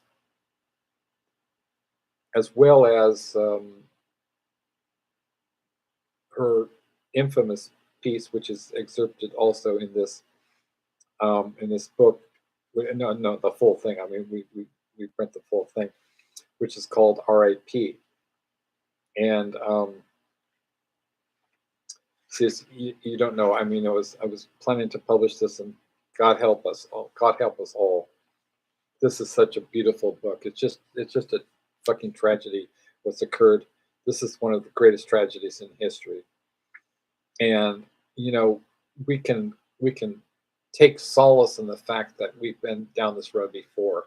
Humanity has been down this road before. This is nothing new, folks. This is nothing new. Stay calm and listen to Black Sabbath. Read William S. Burroughs. Meditate. Be with your friends. Smoke them if you got them.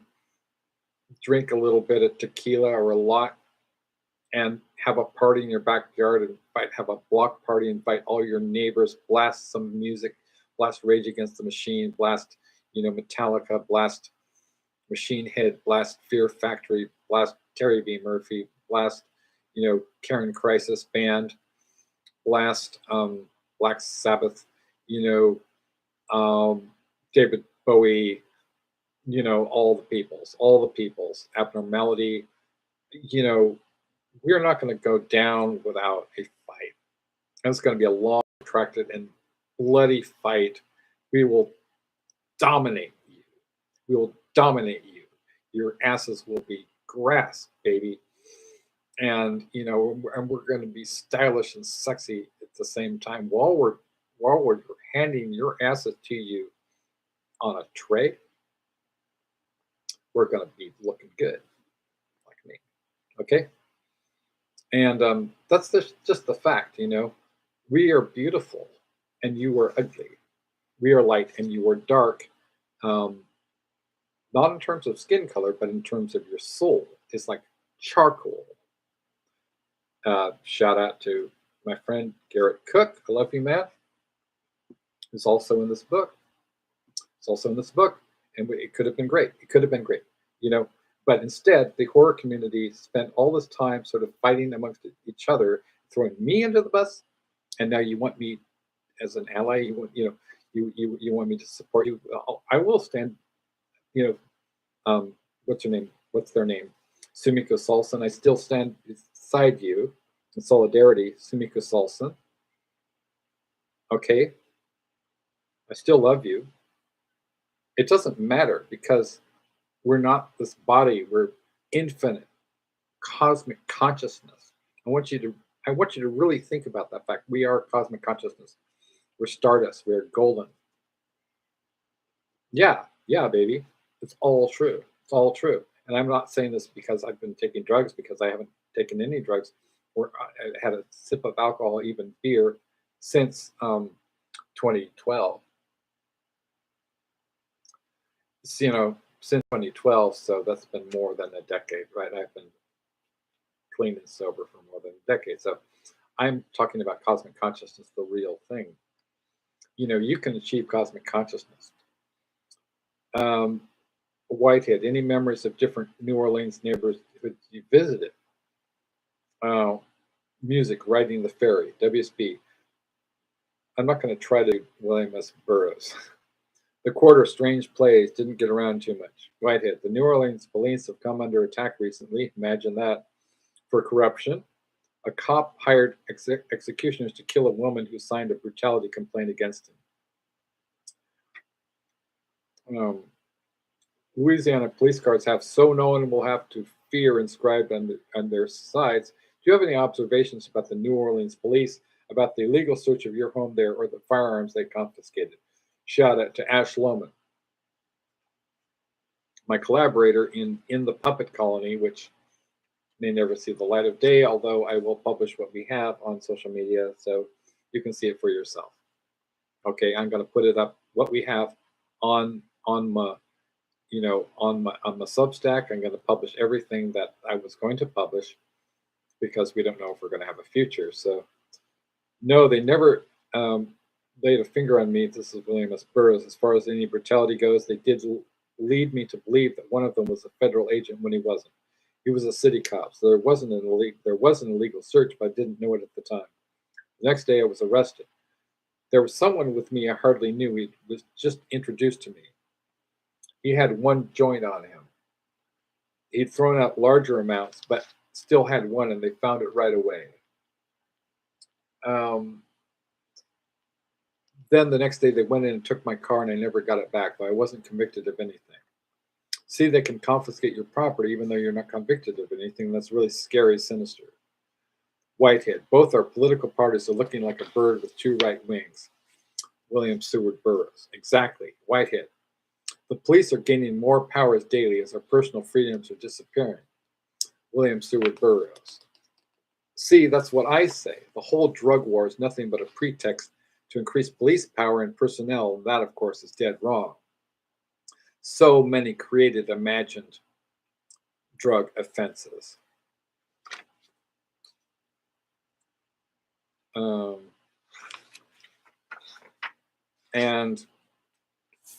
at this point, I suggest that you Google your YouTube, do a YouTube search for Ron Whitehead and hear him in his own words. Shout out to Ron Whitehead. And I'm going to read the entire biography that he sent me for inclusion in this book. I hope and pray to Jesus that we do publish it eventually. I am still planning to be publishing all my books. Join me in a collective paw. We can do this. We can fight the power, and we will win. We are so good looking and beautiful that we will prevail simply because of our gorgeousness and sexiness. And they'll say, what happened? It was like, well, Small Bear was there, Small Bear had raised a collective paw. And he was like, yeah, because, when I was born, John Cordy, the director of the autobiography of Miss Jane Pittman, sent me a stiff teddy bear, and was my friend. I've got my friend, the teddy bear, sent by this great civil rights activist and genius filmmaker who was the one who essentially, was the biggest influence on independent cinema in the 70s, which was responsible for Zoetrope.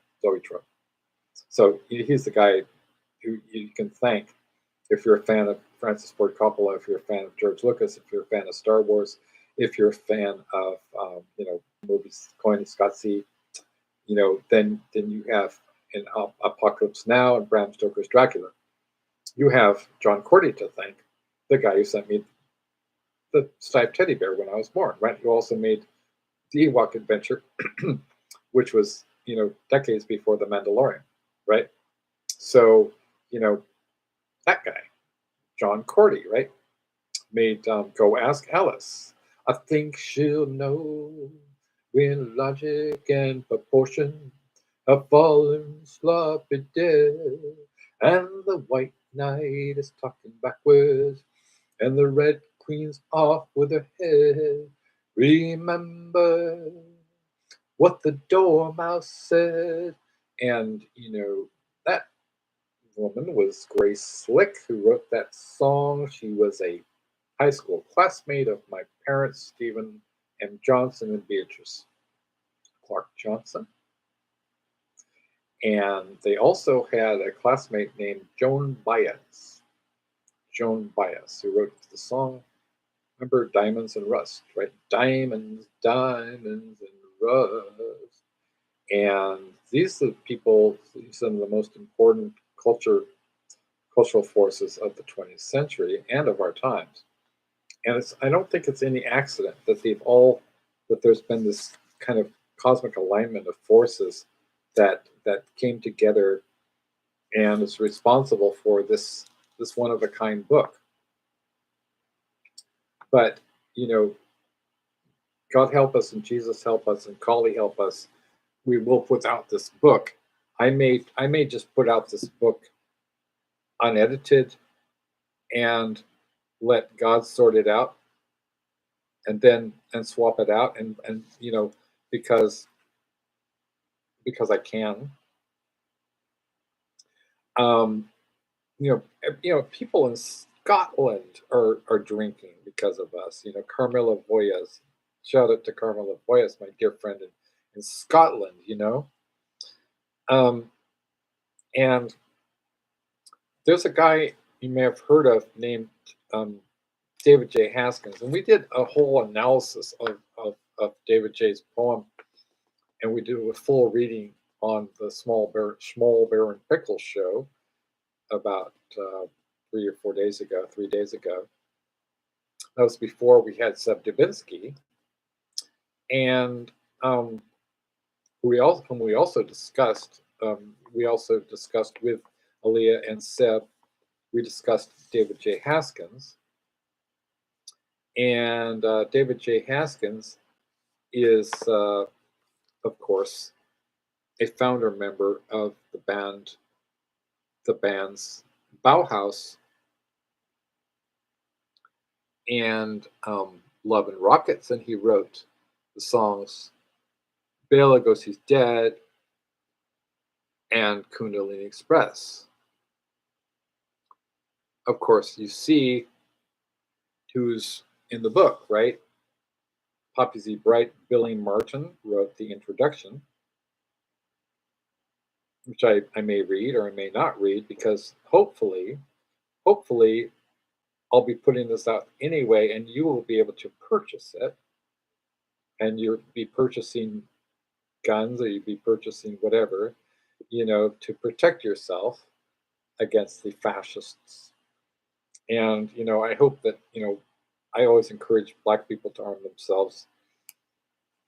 This is the reason we have such stiff gun laws in California, is because of Ronald Reagan, of course, because of the Black Panthers. So this is not coincidentally also the Black Power Fest.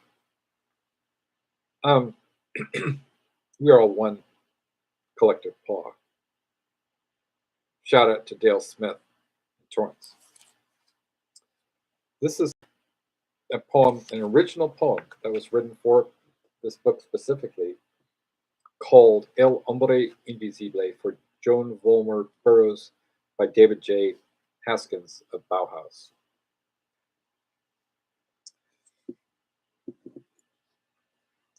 On Monterey Mexico City.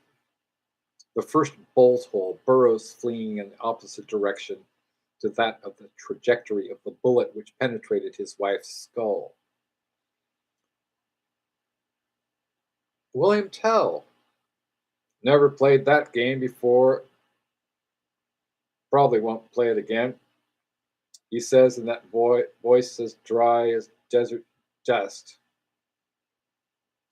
In his beat up travel case, 2 suits, 1 brown, 1 gray,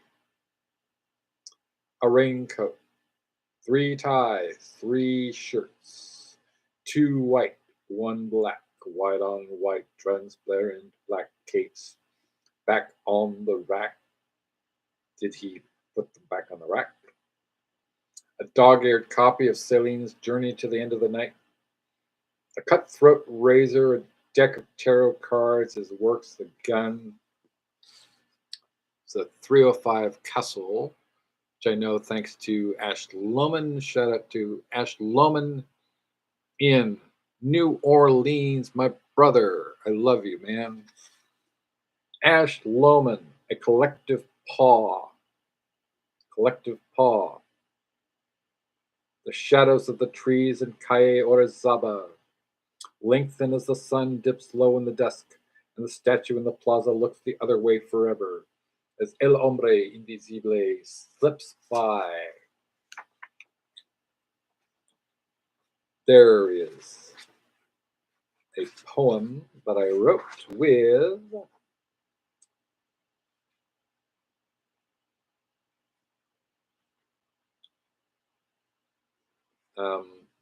with Juliet Cook called Black Metal Sin Boots.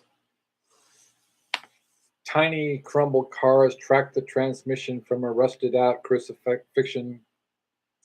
Black metal cops with spiky hats sew designer death labels, retro engineered to fit the rhizome internets.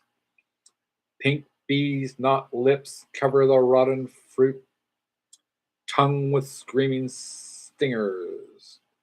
Flexed persecution, internal burial ground inside which coffins are replaced with booby traps. Boobs are used for eyeballs. The mammo cornhole reel FBI spies with my little fruit fly. Telescopes of mutation sparing the black meat on the ultimate fork you. Ice, maybe. Ashes to assholes. The whole shithouse goes up in name and shame. Cooked in the bodysuit of a Mac the Knife waif.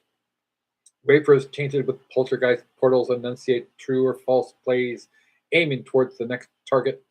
Sin booths conjoined forces to form the leading role. There's a story by Daniel G. Smeaton, who was a collaborator with Juliet Cook and me. There is a poem called Connective Tissue Torn Asunder. There is a story by Jayaprakash Satyamurthy, Bangalore, India, called Bowley's Cat, CIA tape. There's a poem, sort of I don't know what you call it, a something thing, Dissociative State by David Noon, who was another contributor to Cut Up, an anthology inspired by the Cut Up method of William Spurs and Brian Geisen, called, which I am in, Noon is in, Billy Chainsaw is in, Allen Ginsberg is in that book. So I'm going to read a little bit of Maxim Jakubowski's Olympia Express. I love you, man. And I actually did this book because of Maxim. And this is really, it gets sad. I'm just going to read Olympia Express, but I'm going to read a little bit of it. Olympia Express by Maxim Jakubowski. I was on a mission. In the distance, where the sea and the sky imperceptibly merged. The clouds settled like a spreading bruise of a mountain range on the horizon. The boat swung from side to side as it hopscotched across the rise of the waves, and nausea swung like a pendulum between my guts and the back of my throat. I knew I was about to be sick and was unsure if I had time enough to run from the safety of the captain's lounge through the swing doors to the deck, where I could vomit into the beckoning sea. JGB would never know one way or the other if I spewed inside the boat or outside anyway. Why should he? It wouldn't affect the mission. I ran past the doors. The wind rushed against me, cold and bitter wet, a curtain of rain and sea, a lashing of elements that only survived to make me stumble from one foot to another. As I fought my way through the living waterfall to the rhythm of my bile rising up through internal parts of my anatomy I never knew I had. Holding back my breath and whatever was already filling up my mouth fast, I ran, slid, and hobbled to the railing, leaned over, and with a terrible sigh of relief, opened my mouth and allowed the vomit to evacuate my body, only for the fierce wind that I hadn't taken into consideration to slap it back right into my face and spread the muck across my glasses, cheeks, lips, and chin. I wiped it off as best as I could with my sleeve, disgusted by the smell, the lingering taste in my mouth, and my sorry circumstances, looking around quickly to check no one had actually witnessed my discomfort. Sure. Now, today, I have a sort of talking to date with a woman named Elizabeth Kronstadt. And Liz Kronstadt, who is the wife of Lou Reed. And let me see if I can find the book. Yeah. So it's just a feast of goodness. I hope that Liz is okay.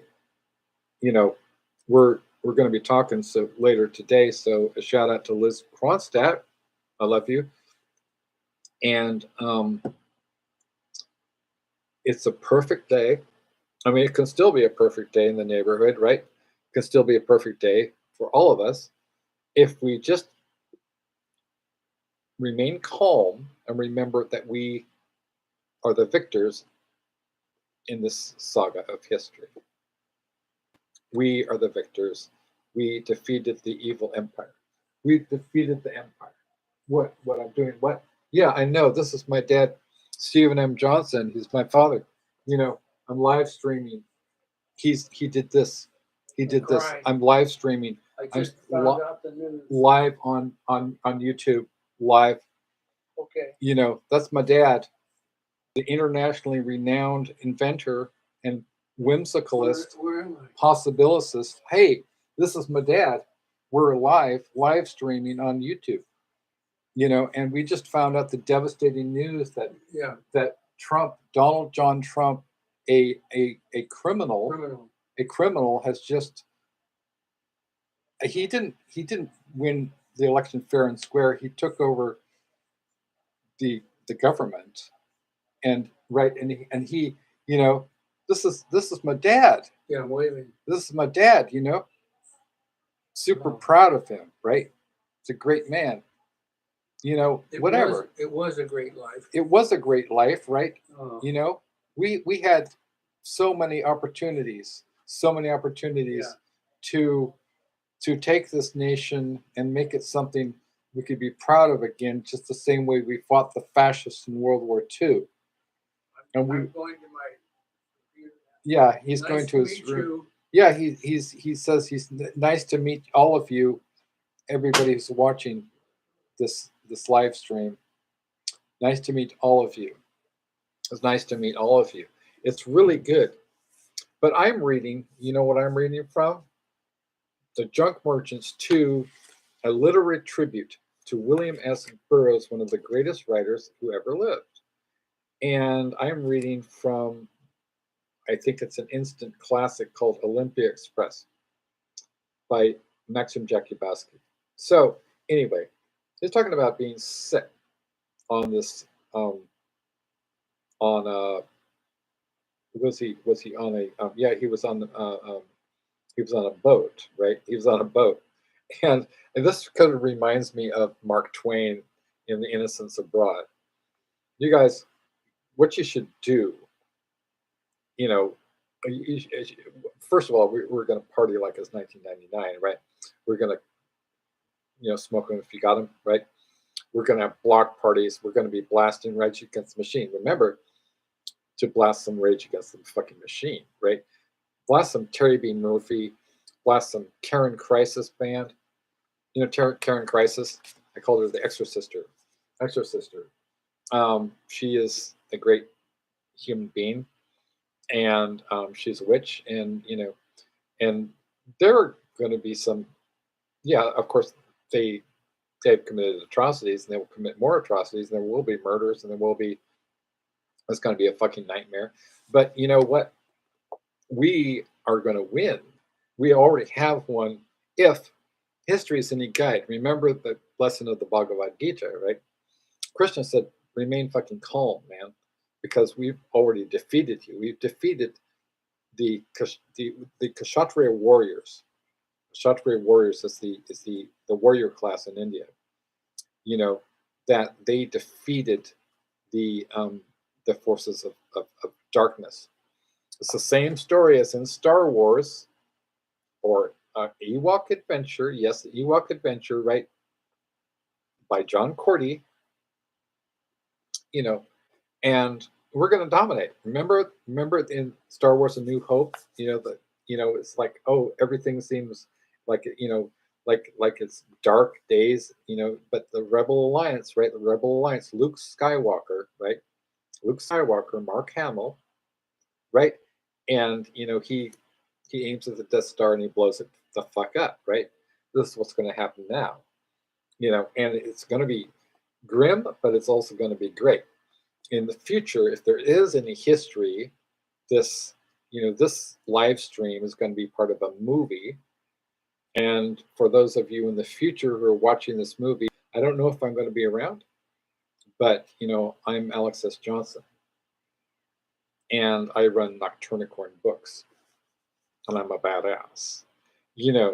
Anyway, and you know who else is a badass? Maxim Jakubowski, man. Maxim Jakubowski, right? He wrote this thing, which is also true. So I made it back into the captain's lounge where my small suitcase still sat under a wooden bench, as I had abandoned it without a moment's thought as panic had taken over.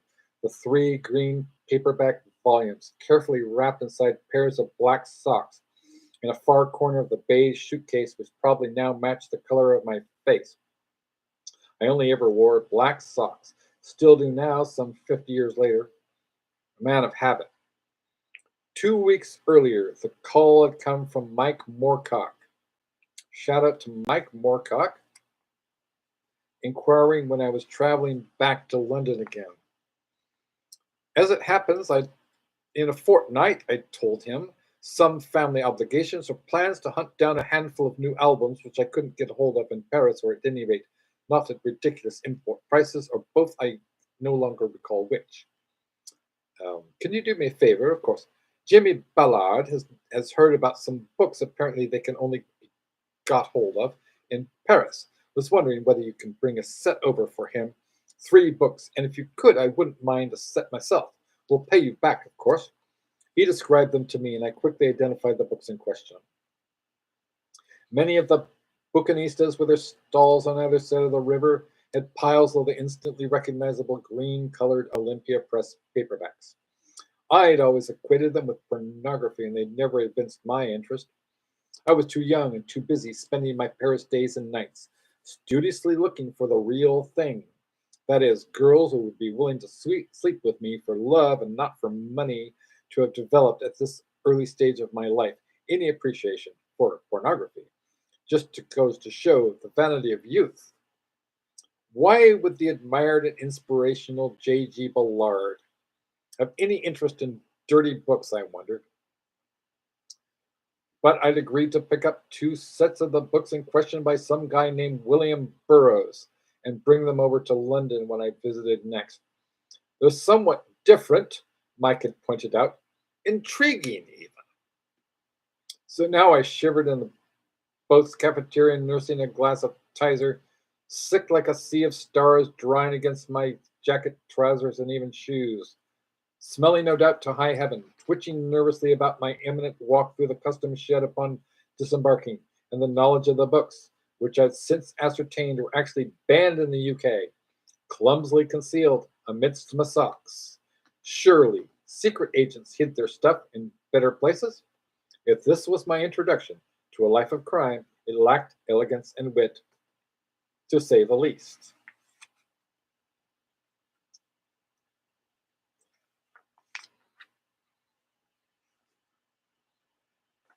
All right. They both, okay.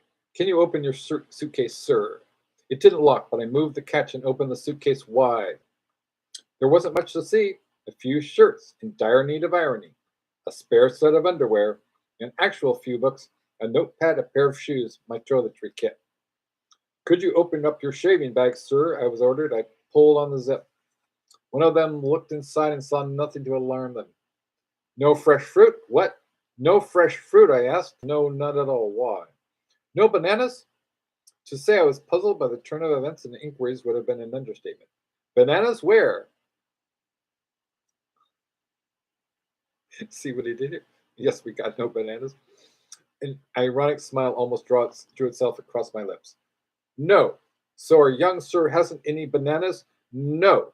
They both closed in on me, crowding me, pouring with menace. Pass that shaving bag over, would you? I have a. One of the uniformed officers, who now appeared to be growing taller and broader with every passing second, pulled out my tube of Colgate toothpaste from the kit, unscrewed it. Are you absolutely certain you have no bananas? Of course, maybe it was a Spanish accent, not a Mexican one. How would a Mexican sound? He then squeezed the tube and the white paste spurted out, falling across the table in slow motion like expelled sperm, missing my open suitcase by inches. He dipped his finger in the paste and brought it to his nose, sniffed. A look of disappointment spread across his pudgy fingers.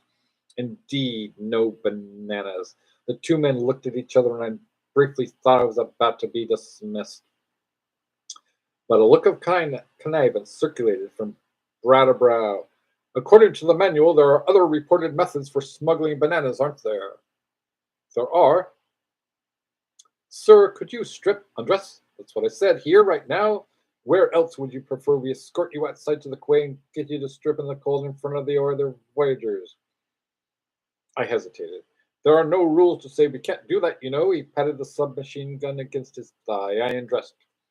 One item at a time, I began with my coat, followed by my shirt, my undervest, then my trousers. Stopped, looked up to the two men, as if boasting there had been no bananas concealed in my clothing.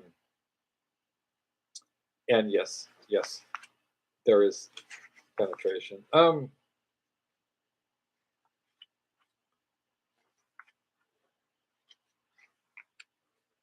We have Cassidy's Wake by Sonny Ellis.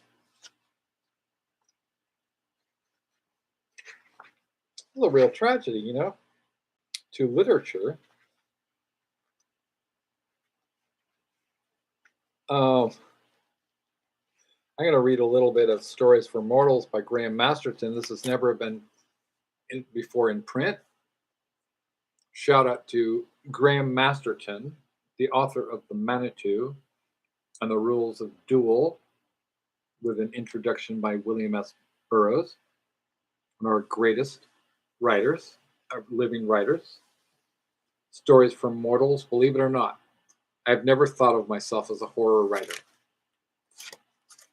Horror to me is just a category which book retailers put your books into because they happen to have violent or supernatural content. Or both. I have never made any distinction between horror fiction and any other kind of fiction. Fiction should always challenge what you believe in and make you think hard about what it is to be a human being. I started writing fiction at a very young age.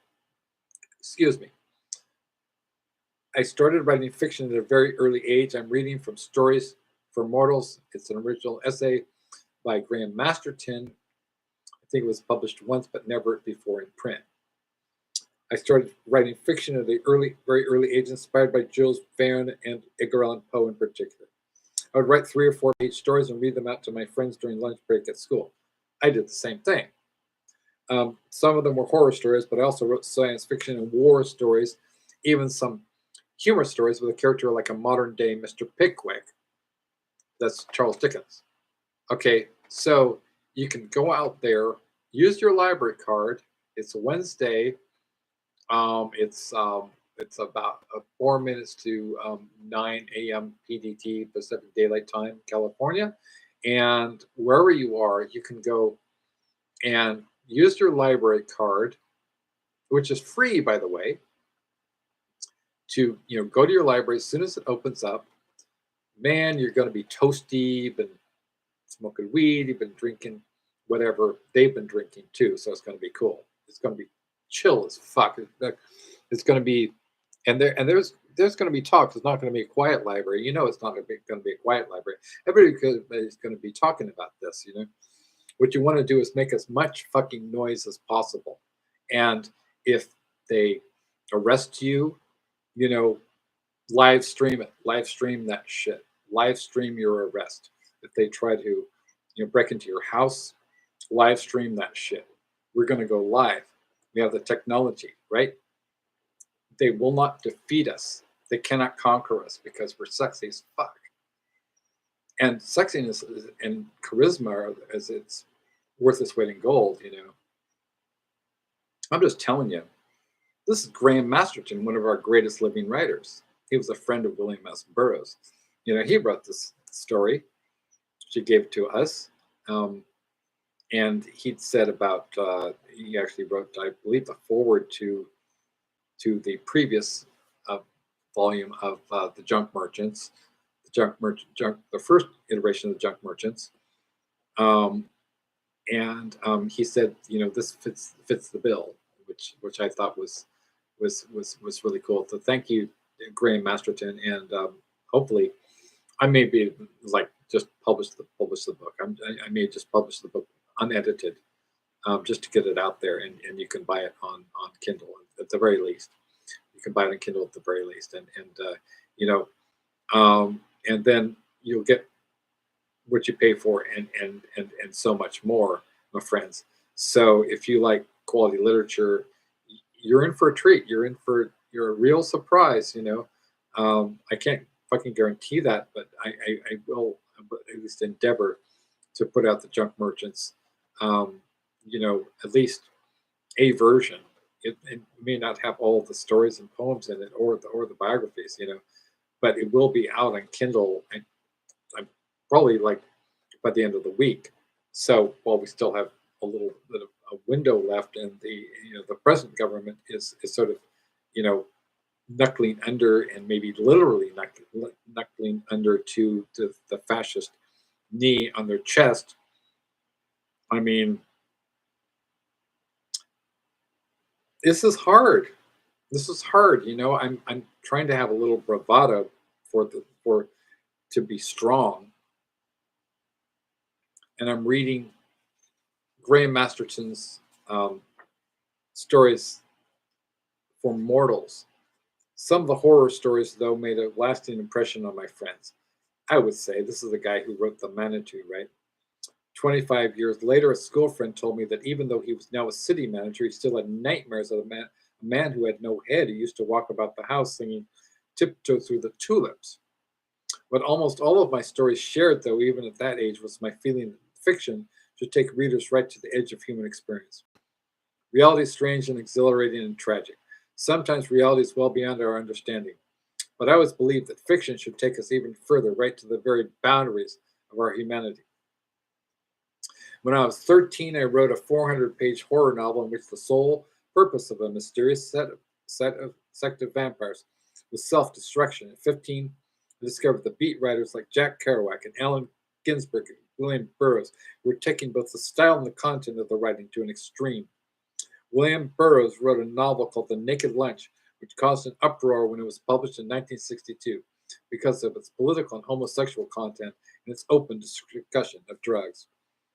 William was living in Tangier at the time, but I wrote to him and we kept up a regular correspondence until he came to live in London in 1965.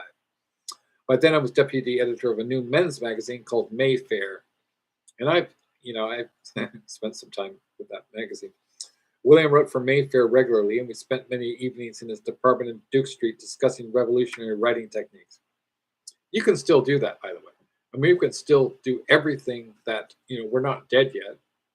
So we can still do everything that we always did while there's this transition to pure fucking fascism and Project 2025. Okay, go down to the library. Anyway, with William's encouragement and get yourself a copy of The Manitou and read The Manitou or any other of Graham's wonderful books, and and have a good time. I want you to be out there enjoying yourself, doing what you want. This is like do everything you always wanted to do, but you never thought that it would be prudent, right? You're going to do that now, right? Because this is death and it's resurrection. It's both. With William's encouragement and involvement, I wrote a novel myself, Rules of Duel, the manuscript of which I recently discovered after 40 years and which was published last year by my good friend David Howe from Tellus Books. The writing that William and I did together was difficult, often obscure, and pushed convention and accepted taste right to the very limit and beyond. You probably won't be able to grasp much of what Rules of Duel is all about. But William has some very good lessons, not just for a horror writer, but for any kind of writer who wants to take writing to the very edge. The writer should not appear in his own work. He should be El Hombre Invisible. Remember David J. Haskins, right? He should be, and David J. Haskins, well, he left some Easter eggs in the form of a reference to Bela Lugosi's Dead, but he also, so it's a little homage to Bauhaus, right? But he should be El Hombre Invisible, the invisible man. Learn how to construct sentences so balanced and rhythmical that your readers are scarcely aware they're reading it all. This takes painstaking practice, especially with dialogue and a complete understanding of the mechanics of grammar. You need to be able to take your work apart and put it together again like a motor mechanic. And I agree 100%. As an editor of more than 40 books, including a New York Times best-selling memoir called Seeing Lessons by Tom Sullivan, that you should be able to dissect and retro-engineer your own work. Know the mechanics of it. It's not going to kill it. It's going to make it better. And you can write that novel. You can start that novel. You can finish that novel. You can publish that novel. We still have Kindle. We still have Kindle Create Space. You can publish that. I think I would urge you, for writers, my writer friends, numerous writer friends, hundreds of writer friends, go out there and publish that novel, whatever. We don't know how much time we're going to have. We want to share as widely as possible. Live stream your arrest. Live stream your arrest. Folks, get out there and, tell them, fuck off, play some David Bowie, play some Ellen Mabey, play some, don't play Russian roulette, but play ping pong, play baseball, play football, play basketball, play poker, play panpipes, play. The best way we can fight them is to be happy. The best way we can fight fascism is to be happy and successful and sexy. Like Lemmy, right? The man was a god. The man was God. So, and I didn't know him real well, but I spent some time with him. Lemmy was okay. He was a friend of humanity. So talking about okay, several times I've purposely taken my work beyond the boundaries of accepted taste. This is again Graham Masterton, the man who wrote The Manitou. I suppose it started with my novel Ritual, which was a jolly story about gourmet cannibals, which also anticipates, Exquisite Corpse by Poppy Z. Bright, right? The Celestines were a religious sect who believed that they would eventually get to see God by devouring their own bodies. They kidnapped the son of our hero, who rather inappropriately happens to be a restaurant critic, and in his attempt to rescue the boy, the critic joins their sect. Now, this kind of reminds me of Survivor Type by Stephen King. I wonder if Stephen King read Ritual. To be accepted by them, he has to show that he is prepared to consume parts of himself. He cuts off his own finger, fries it, and eats it. Other stories that have gone right to the edge and over include the notorious Eric the Pie, which was the cover story for the first issue of Frighteners magazine, and was considered to be so disgusting by W.H. Smith that they banned it from their retail outlets, leading to the magazine's very sad demise after only 2 issues. You can read Eric in the fiction section of my website, www.grahammasterton.co.uk, and make up your own mind. Eric recently reappeared in a chapbook called Tales Too Extreme for Cemetery Dance. Cemetery Dance also published a chapbook called Sepsis, which I deliberately wrote to go right to the limit of what readers could swallow, so to speak. A story called Epiphany was sadly but understandably dropped by my publisher from my collection of short stories, Festival of Fear, because of its sexual content. A favorite device of mine is to make ancient and mythical threats reappear in the modern day world so that ordinary people like you and me have to find ways to deal with them. I think that is very appropriate to the current context. The reason why legendary beings can be so frightening is because they were devised in days when people had no understanding of disease or natural disasters, and so they attributed them to demons and ghosts and vengeful gods. Why did your cattle die? Because creatures came in the night and sucked the blood out of them. What caused cot death?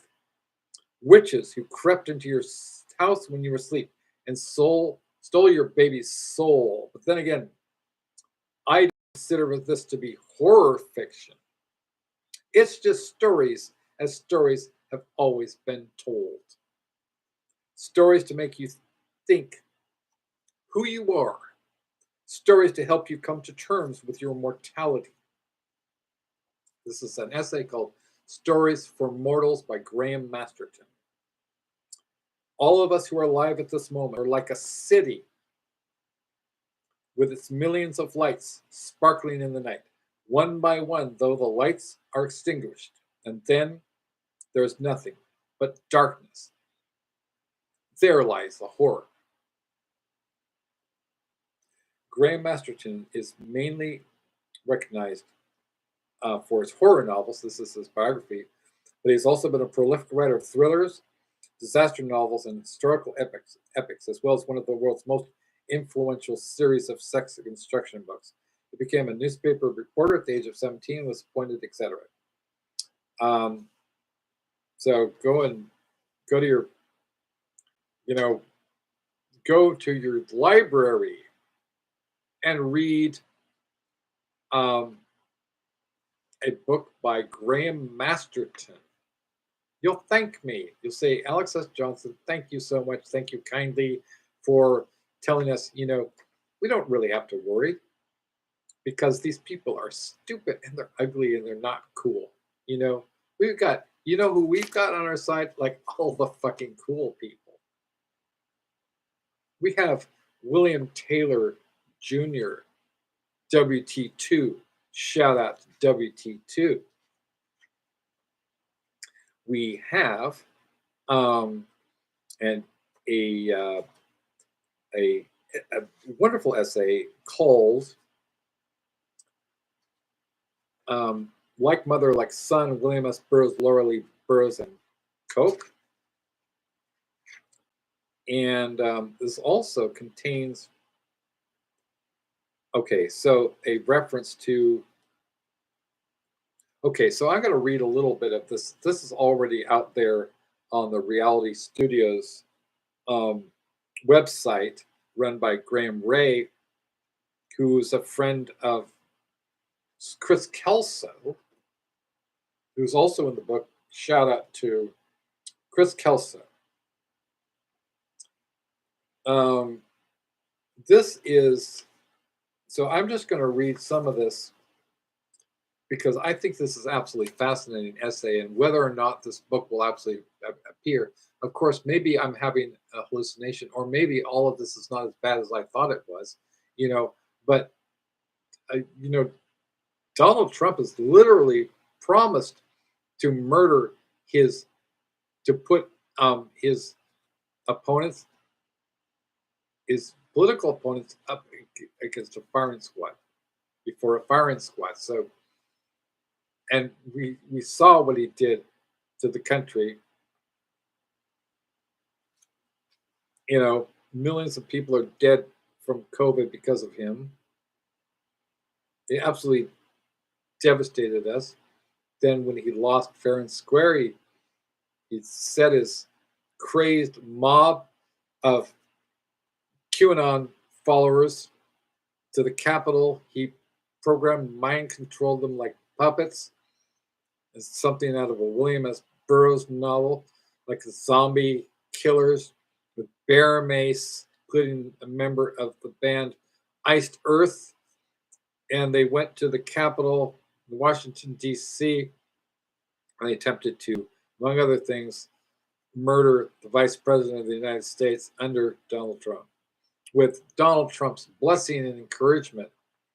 So I do not think that I'm being overly fussy pants about this. People, this is it. This is the moment that we've been dreading. I'm live streaming. My name is Alex S. Johnson. I'm live streaming. It's 9:13 a.m. Pacific Daylight Time in California. I'm in Carmichael, California. And I'm reading from the book Junk Merchants 2, a literary tribute to William S. Burroughs, with an introduction by Poppy Z. Bright, featuring work by Maxim Jakubowski, who we've just heard from. I'm reading Graham Masterton. We're going to be, I've read David J. Haskins. I'm going to be reading a little bit of Kathleen R. Kiernan, Jeffrey Thomas, and Mary Genevieve Fortier, who's in and out of the hospital, so we never make it Mary's contribution. I'm going to publish it anyway. So I'm sorry. I hope we do. Like Mother, Like Son, William S. Burroughs, Laura Lee Burroughs, and Cook, by Graham Ray. Writing talent can run in families. There are many documented cases of male scribes with writer mothers. Oscar Wilde's Lady Jane Francesca Wilde put pen to paper. More recently, pseudonymous horror author Joe Hill was actually revealed to be Joe King, whose mother Tabitha is a writer. His brother Owen also lays down some words, and their dad just happens to be Stephen. But that statistically improbable ink spiller quartet is slightly tangential to what's under discussion here. The creative baton can be handed down from one or both parents or some other earlier generations, but there was certainly no parthenogenesis involved in the genetic pen pusher inheritance of William Seward Burroughs. This is an illustration, flower arranging. This is by Laura Lee Burroughs, the mother of William S. Burroughs. At the start of the 1940s, Coca-Cola decided it wanted to spearhead a campaign to get their drink into the home market. They decided the Trojan horse that would sneak their product into the home and hearth of the average American was gardening and flower arranging, which were huge popular cultural pastimes back then. The soda's bottlers were told in part this about the horticultural blitzkrieg. Reduced to its essentials, this idea can be summed up as follows. Women are deeply interested in things that brighten the home. Flowers add to the charm of a home. Therefore, by showing women how to utilize the beauty of lovely flower arrangements in their homes, we can at the same time interest them in arrangements for refreshment with Coca-Cola. Obviously, this was in the time before women's lib. Anyway, in 1940, the famous soda company produced the full-color soft cover, 56-page book, Flower Arranging, a fascinating hobby, with text and flower arrangements by none other than Laura Lee Burroughs, 1888-1970. So it's literally true that this book contains contributions from Laura Lee Burroughs. William's mother, at that time, had become a top authority in the floral decorative field. The drink had stopped using the cocaine from where it drew part of its name in its formula in 1904. So soda propagandist Laura Lee wasn't being a shill for drug dealers, something which her infamous son would no doubt have highly approved of. Now, when I say that Coca-Cola was trying to push their product onto the average American, I should clarify that somewhat. They launched an ad campaign that ran alongside their ads in general magazines that used new as yet unexplored soda soapbox venues like Vogue and Harper's Bazaar, and on groups like the PTA and garden clubs. So the emphasis was most definitely on the average middle-class American. By associating the 5-cent a bottle drink with a genteel pastime, Coca-Cola was obviously trying to present its product as a status symbol to the new flower border ordering hordes it was hoping to woo. And there's no doubt the well-bred Laura Lee Burroughs was a representative of this coveted, wannabe converted societal demographic. The flower fad ads, which used a Burroughs arrangement as their visual copy, as well as some bottles of Coke, of course, told the breathless reader that they could send off for a copy of the flower arranging book for a self-addressed stamped envelope and 10 cents to Georgia.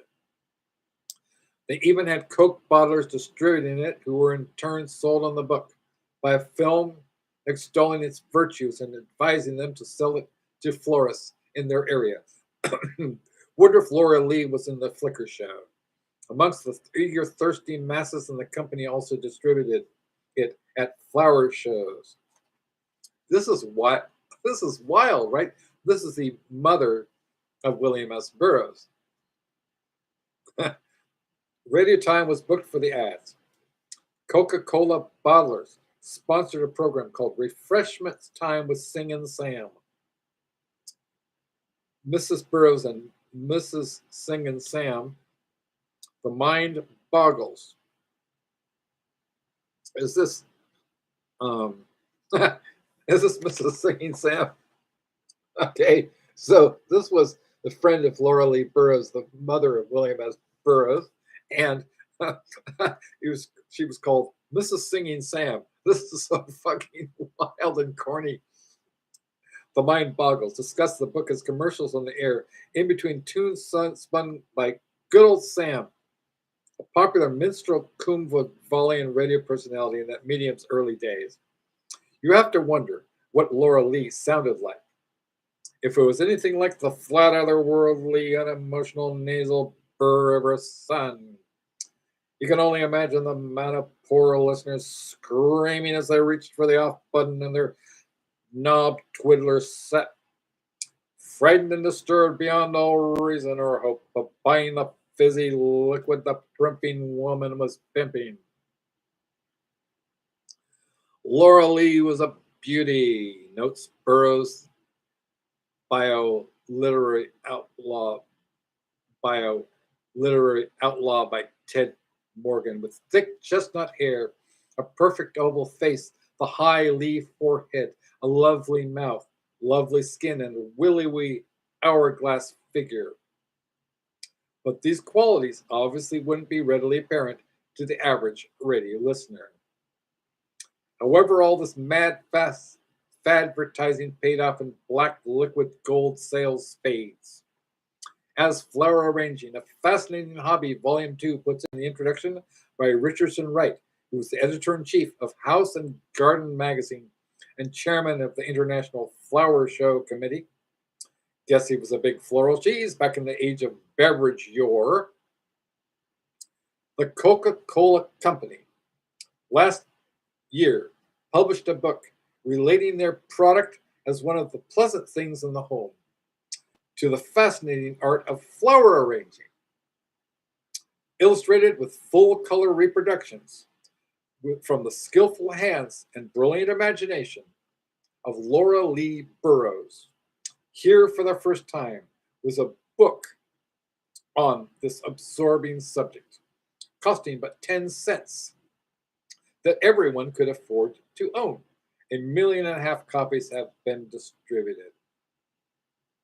So, in 1940, Laura Lee Burroughs got into print 13 years before her son would in 1953 with Junkie, and sold far more copies than probably any volume by Wee Willie Junkie ever has. And magazine readers from nearly 50 countries worldwide sent for flower arranging, including South Africa, India, and Peru. That's a pretty good distribution spread if they all got their books and if it's true. The second volume received an equally sales rapturous reception, despite having the good luck to be full of Japanese-influenced flower arrangements in the same year that the attack on Pearl Harbor happened. A San Francisco hardware chain store, Charles Brown and Son, decided they'd get in on the action and sell gardening and flower arranging paraphernalia by teaming up with local SF bottlers. Laura Lee just happened to be in San Francisco at the time and put in a series of appearances at Sheridan Bell, which were stores run by Charles Brown. You can only imagine what the cloistered, sniffy autograph signing Mrs. Burroughs would have made of the Great Unwashed and vice versa on her mini promotional book tour. Despite all this cultural shock schlock, however, Volume 2 went down better than the Hindenburg. At a flower show in Shanghai, she was even awarded a certificate of merit for her contributions to the pastime. And actually, speaking of Shanghai, my father, Stephen M. Johnson, who you just saw, has a show in Shanghai right now. Famously, J.G. Ballard was in Shanghai at the time. Remember him? The guy that Maxim Jakubowski gave Mike Moorcock to give to J.J. Ballard, right, in Olympia Express, gave the original Olympia Press edition of, Naked Lunch by William S. Burroughs, right? And that was Olympia Express. So Mike Moorcock, got it from Maxim Jakubowski, and then he gave it to J.G. Ballard. So this is Graham Ray. Famously, J.G. Ballard was in Shanghai at the time. You wonder if his middle-class mother was involved in that flower decorative decision, and if the mothers of these two famous writers somehow met at the show and had a gin and tonic together. So imagine this is a wild series of coincidences. So you have Laura Lee Burroughs, the mother of William S. Burroughs, and she was literally in Shanghai at the time. And this is 1940. This is 1942. So this is when was the attack on Pearl Harbor? Anyway, so she was on a world tour. She was in Shanghai, China, and where J.J. Ballard was at the time, right? Remember Empire of the Sun? Okay, yeah, that guy. It was made into a movie by Steven Spielberg. And this is more artwork. By Laura Lee Burroughs.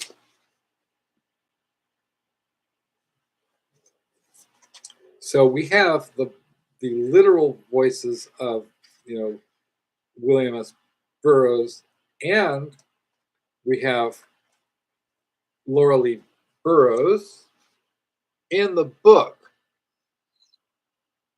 So in the there's old baguettes families in France, and they always use a bit of the prima materia, the old baguette dough, to make new baguettes. And these are more illustrations by Laura Lee Burroughs, the mother of William S. Burroughs. So I'm going to read a little bit about from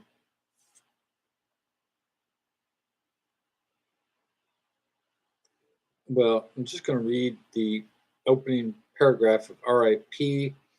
by Poppy Z. Brite. And this was written in 1996. It was published in 1996, I believe. It was July 1996.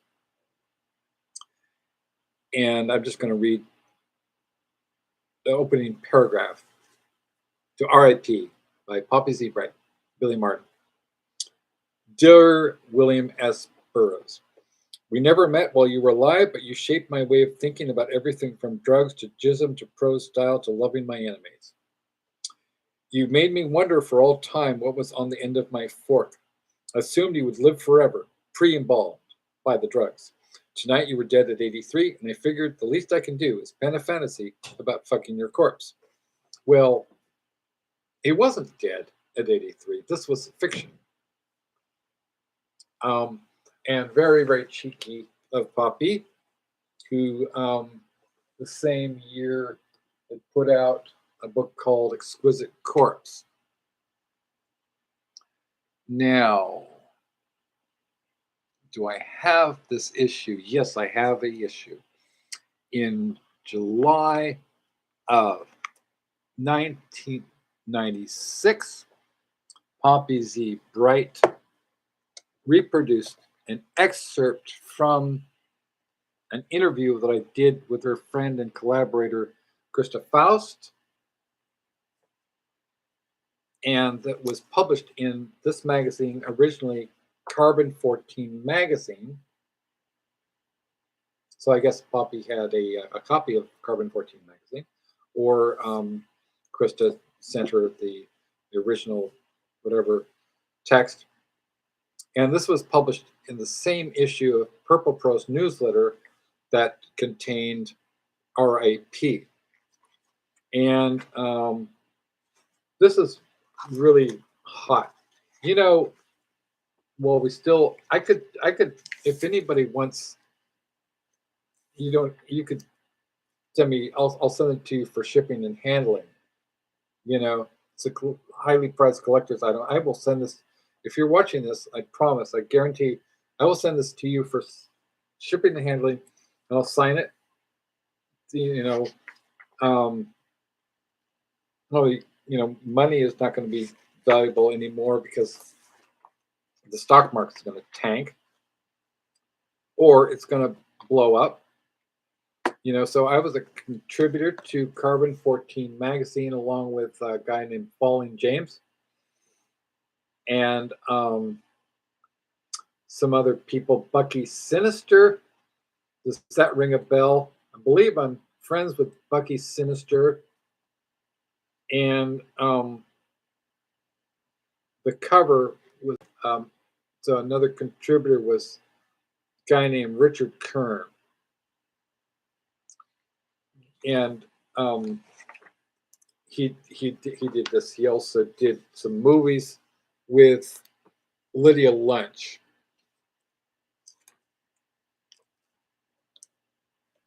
And this is really hot stuff. So we have, well, we still can. I'm going to show you Richard Kern. Okay. Before all this shit is banned, this is, you know, they've done, you know, they actually have the data that the people who are into trans porn are, you know, like the MAGA people. I mean, this is not trans porn, but I'm just saying they're obsessed with the things that they want to destroy because they don't have any love in their hearts. You know, and they call us perverts. They call us perverts.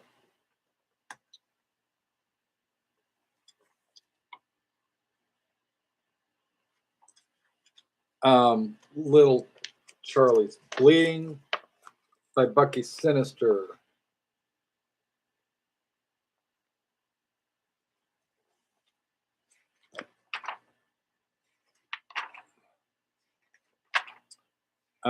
Andrea Juno did Angry Women and a bunch of, she was with V. Vale with Research Publications.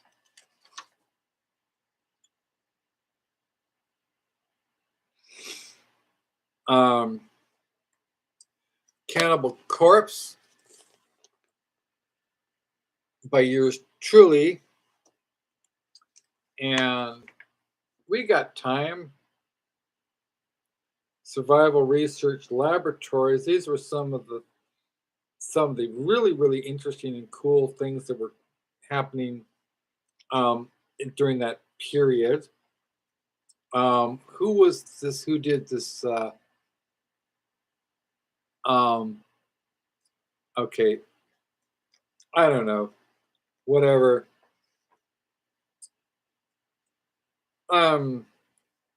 Type of Negative and just put out October Rust. That was a new album.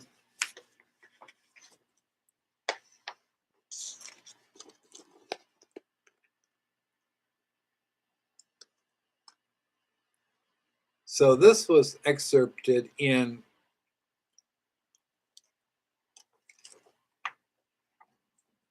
Poppy Z. Bright's Purple Prose newsletter. And this was an interview with Krista Faust. So, this is it's a real collectible, but I'll send it to you for shipping and handling. Promise I will sign it, and I will send it, and I'll even do an original illustration, right?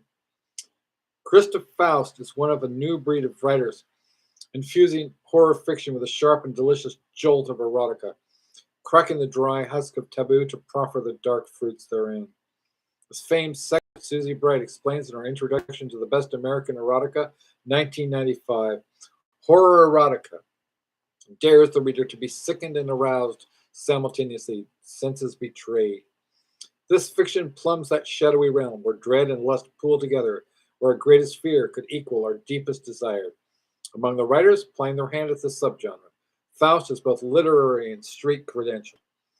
Her stories report back from the sexual underworld, voicing experiences in these rock-steady sardonic tones of a former Times Square peep show girl and professional dominatrix. She weaves jet-black tales of supernatural mistresses and succubi who mask as exotic dancers, drawing sittings and characters from the milieu of the fetish underground. Faust lives in Hollywood with writer-husband David J. Scow, original splat packer and screenwriter of The Crow and Texas Chainsaw Massacre.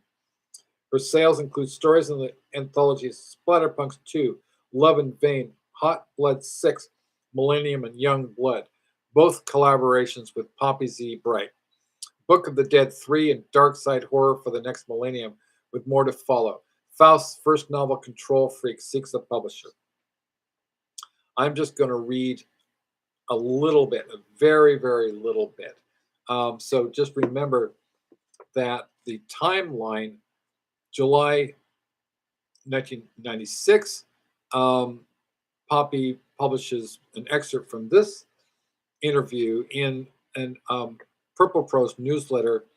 In August, there was the Insomnia-thon done by Ron Whitehead in New Orleans that involved Poppy Z. Bright. Okay, so I'm going to just read a little bit from this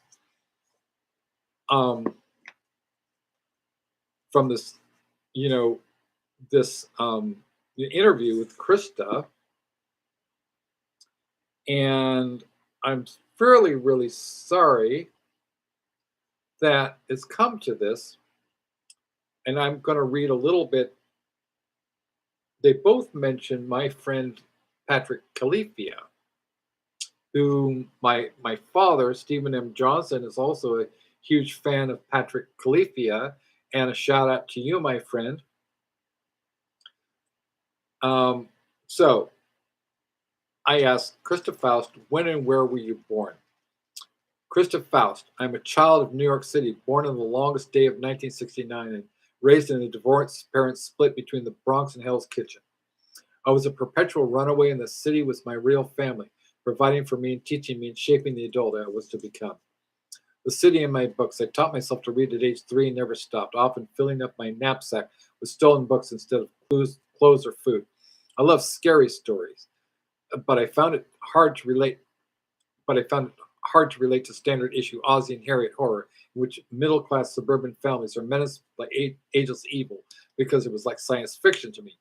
I wanted something raw and real, something that told the brutal truth I saw around me every day.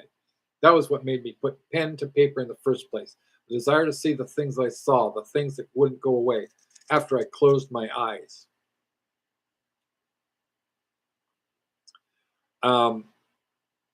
You've co-written 2 stories with Poppy Z. Bright.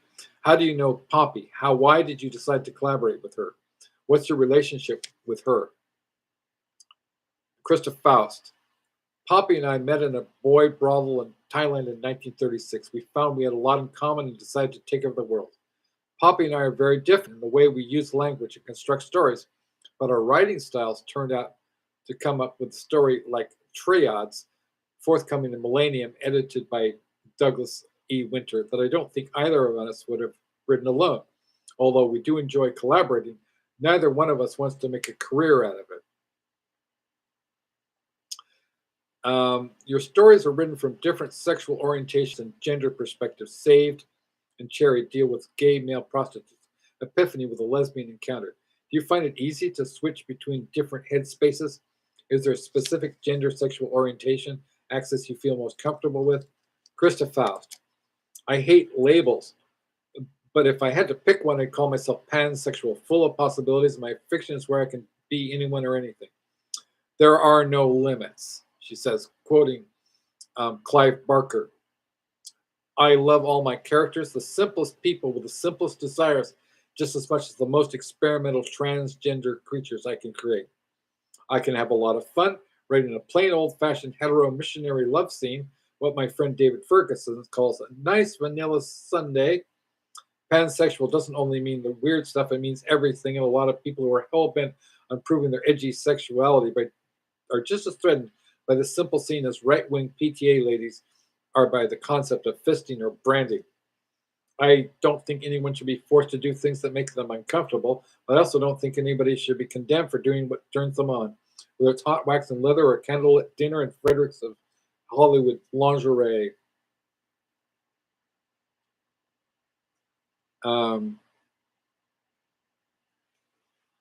Okay, you mentioned as a primary influence both splatterpunk writers and somebody like Pat Califia comes from a very different area, gay SM porn.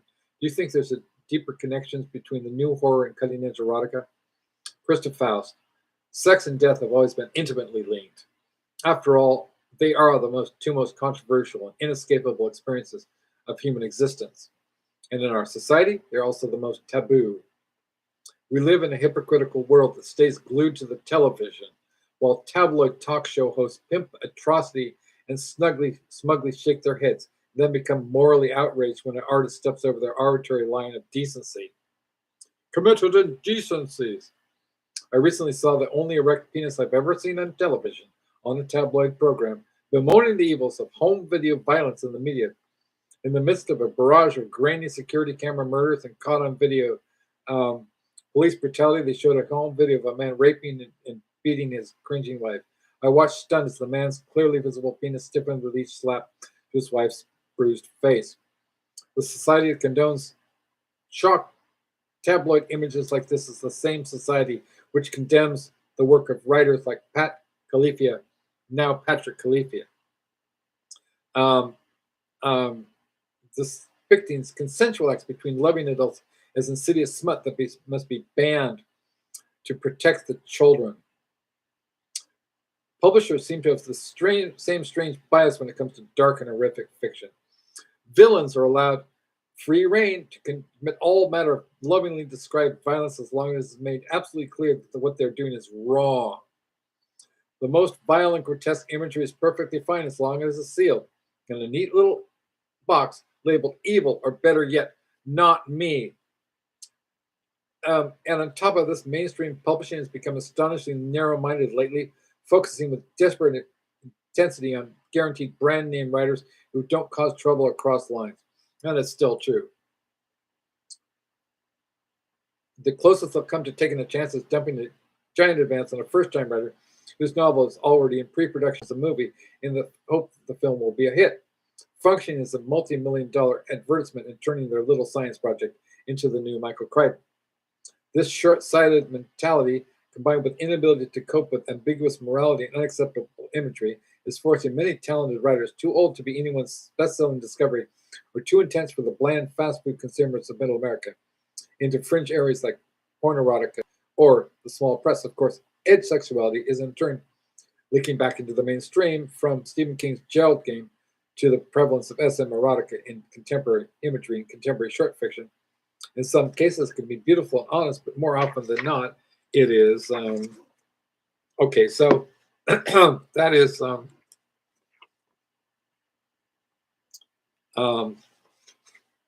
so again, I can send this to you because, you know, for shipping and handling,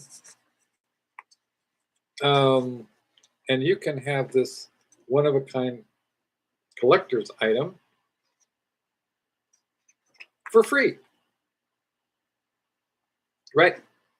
Let's see. This is the reviews. Let's see if I had anything in the reviews section. You know,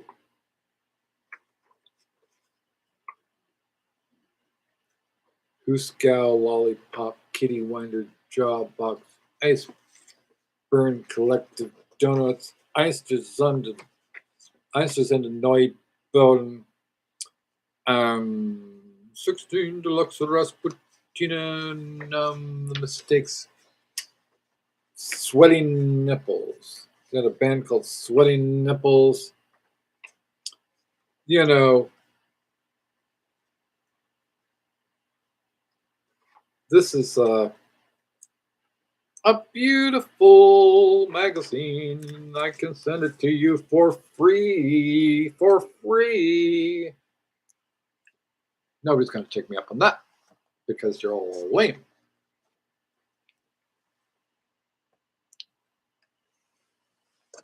Now, attention, hear ye, hear ye, hear ye. Poppy Z. Bright. Poppy Z. Bright. Now, this is the whole Odyssey and the Iliad of how I begin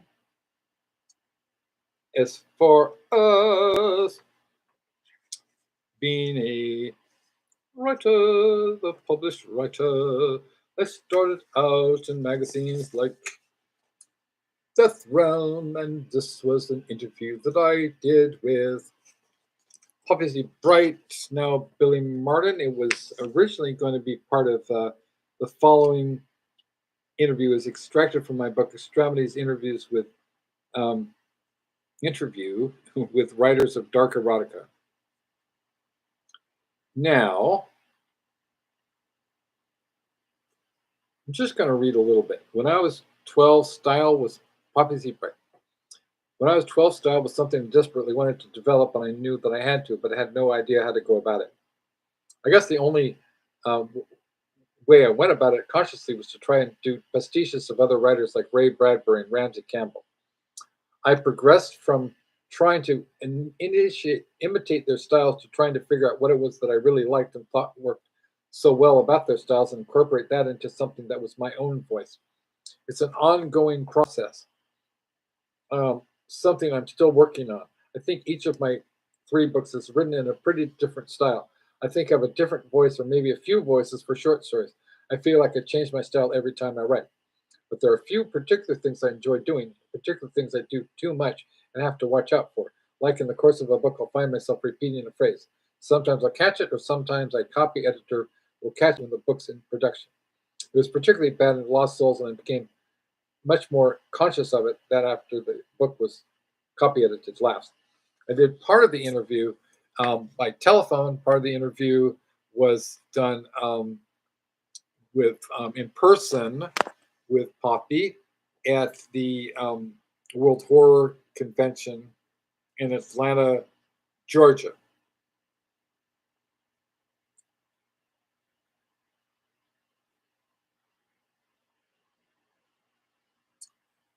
I was very curious as to what drew you to Gothic and how he would describe the essence of that experience.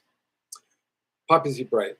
As to what drew me to it, I would say was being depressed and creative teenager, the same thing that draws every other person to it. I started listening to some of the music that was considered Gothic at that time. The Cure are not considered Gothic now, but they definitely were back then. And that was my first favorite Gothic band. From there, I got into Bauhaus. I liked Susie. I never really got into Sisters of Mercy, which is considered the essential goth band. They never really did it to me. What sort of emotions did the music bring out in you? What was the atmosphere like? Poppy Z. Brite. An introduction to Love in Vain. I mentioned something a Gothic person said to me a couple of years ago that I'd really never thought of as such before, but at the time it crystallized everything I'd ever felt about being a goth. She said that many goths do not so much worship or want death as that they simply refuse to fear it.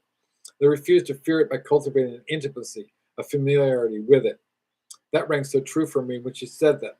I'd been feeling I couldn't call myself Gothic or even Gothic influenced anymore because I was no longer suicidal, and I thought it was a bit pretentious to call myself that if I didn't want to die, which I definitely didn't. It totally changed my mind and my perspective because I realized that goth still was a bigger part of my personality and my outlook than I'd been willing to admit, and that now I could admit it.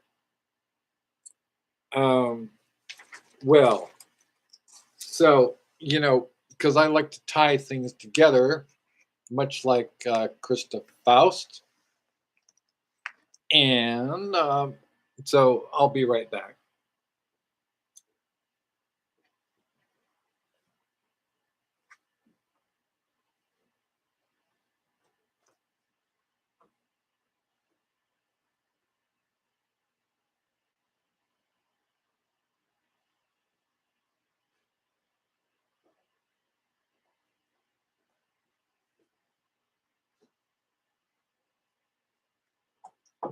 Now, so I had actually, I'm also doing, or I was doing, a literary tribute to Bauhaus, the band Bauhaus, which was, I had a blurb by, David J. Haskins, who also, contributed the song lyrics to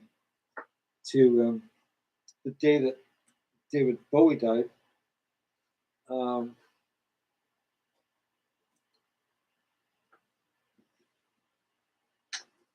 To the anthology Moondust Will Cover You, a literary tribute to David Bowie, which was going to come out next year. And now everything's out of whack. I wrote to Billy Martin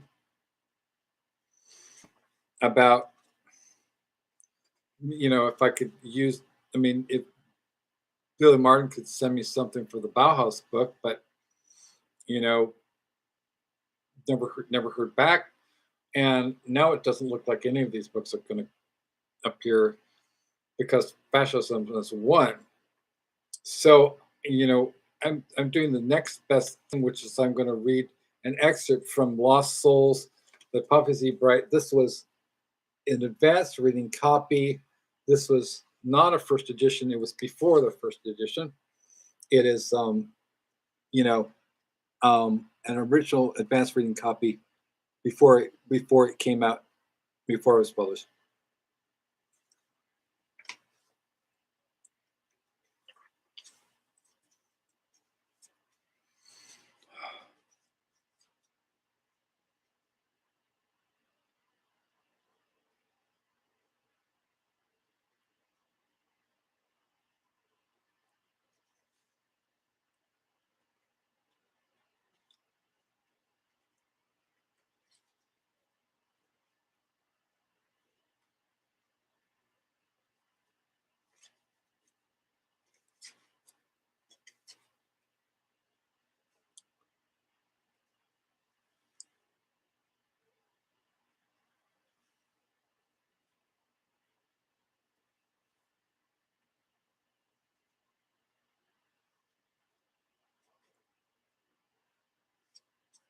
This is not planned.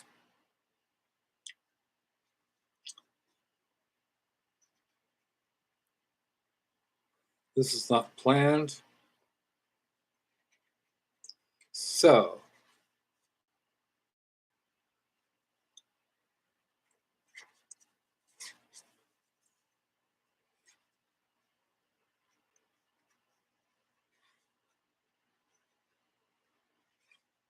oh, we were all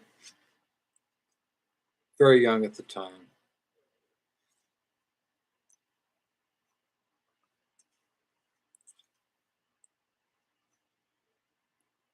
And it's still a beautiful book. Still a beautiful book. What the fuck? Okay.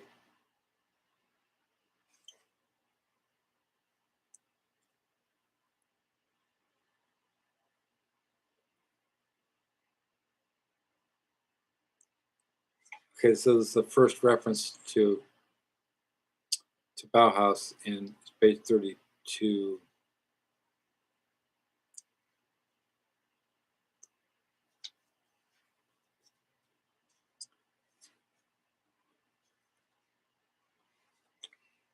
You know, the Bauhaus book has stories by John Shirley. It has stories by, well, he was going to have a story by Caitlin R. Kiernan. But you know what?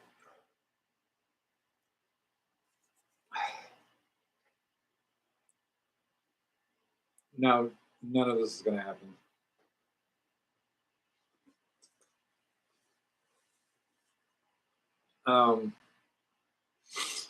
You know, it's been 40 years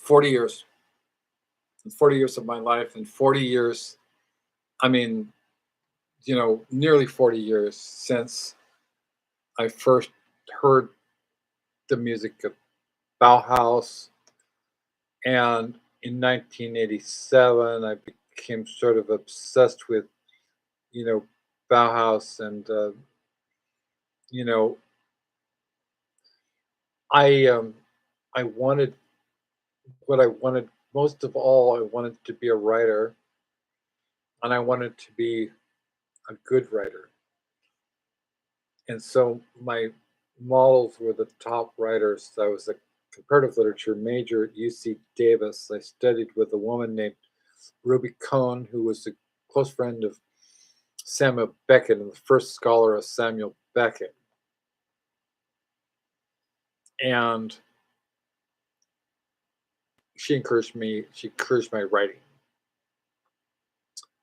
It's like, and she's no longer with us. She taught till she was in her 90s at UC Davis. And you can look her up in the New York Times obituary, Ruby Cohn. She edited she edited several books that were just checked by Samuel Beckett. And that was the first time ever that somebody told me that, because I have learning disabilities, somebody told me that I can actually be something. I could be something. I wasn't just a stupid person who couldn't do math. I was somebody who was intelligent and could do anything I wanted to do, And with some scaffolding, I could do math too. I could do anything. So I worked hard, very, very, very hard. Over time, I developed my skills. I studied. I wrote 14 hours a day sometimes. I lost sleep. I nearly went insane. I never went insane completely. I was just a little bit delusional at one point, but then that was mostly because of sleeplessness and some drugs and just being malnourished and stuff. And I swung back, and I kept going. And I sold my first novel. It was actually a commissioned work. It was a work for hire called Death Moon. Jason X Ford. Death Moon is a sequel to a book called Planet of the Beast by Nancy Kilpatrick, which is also a sequel to Jason X, the novelization by the Queen of Cyberpunk, Pat Cadigan. Now, Pat Cadigan also did the novelization version of the William Gibson's not unproduced screenplay for Alien 3, which is an audiobook now too. So it's both an audiobook and it's a novel by Pat Cadigan. And I was in touch with Pat Cadigan. I'm still in touch with Pat Cadigan. I don't think she's kind of not well now. And I'm still friends with Nancy Kilpatrick, for what it's worth. Now, so I've been talking nonstop for more than 3 hours, and I sort of feel like we need to come together. We need to have solidarity with one another. We need to be beautiful and excellent to one another, because this is the biggest challenge of our entire lives for every generation that is alive right now. For my parents' generations, they're in their 80s, for my friends who range in age from, I mean, I don't know, personally, Jade Thomas. I'm publishing Jade Thomas and We Are Gregor. And her father, Jeffrey Thomas, is 77 years old. We're going to be working together with, oh, dear God, I was going to say, it was sort of like you're waking up, into a nightmare from a beautiful dream. Just fucking Christ, what? This is the worst timeline, man. This is the worst timeline. I was trying to be brave for you. But I don't know. It's so fucking hard. Anyway, I hope that my friend Liz Kronstadt, the beautiful, beautiful person. I was going to read more of her book, Perfect Day, which is about an intimate portrait of her life with Lou Reed. And, I hope I was going to read more to prepare for our talking date, which is a very, very sort of old school thing. And I'll show you some pictures, from this book. That's Liz Kronstadt with Lou Reed. And here they are, 1973. After party after his concert at Lincoln Center, New York, January 1973. And, Liz sent me sort of a bewildered message saying, boy, you sure did it. How, are you always on live streaming? I'm like, yeah, because I can't sleep because of the brain trauma and the chronic pain. So I'm up around the clock. Anyway, this is some photos of Lou Reed, Mick Jagger, David Bowie, and Lulu. at the Cafe Royal in London, July 1973. I don't know if Liz took these photos. But these are reproduced in her book from Jawbone Press, and this is her. This is Lou Reed, and obviously, so he wrote A Perfect Day. I'll tell you a little bit about Liz, who I'm hoping to have as a guest on this Small Bear and Pickles show. And this is also some other books that were available from Jawbone Press. Who Killed Mr. Moonlight, Bauhaus, Black Magic, and Benediction by David J. Haskins. Betty Kronstadt is a teacher, freelance writer, editor, and theater professional. She obtained her bachelor's degree in theater at SUNY Purchase Empire State and attended the Neighborhood Playhouse School of Theater, studying with Sanford Meisner and Bill Esper of William Esper Studios in New York City.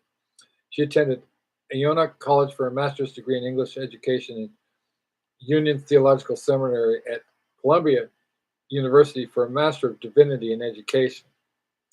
For over 20 years, she has taught English and theater in inner city public high schools.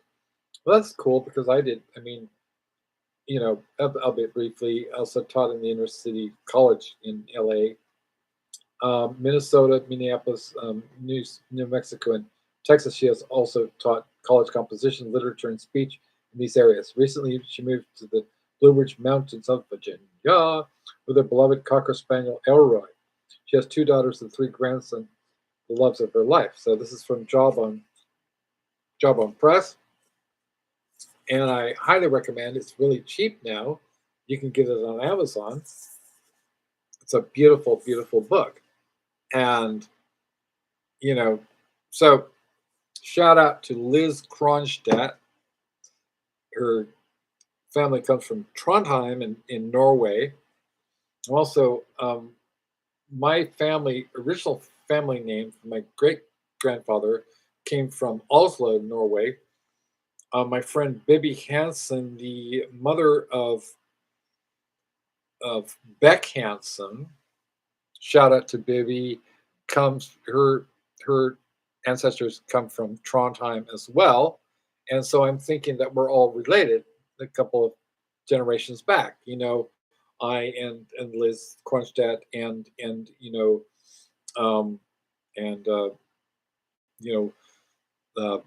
Bibi Hansen.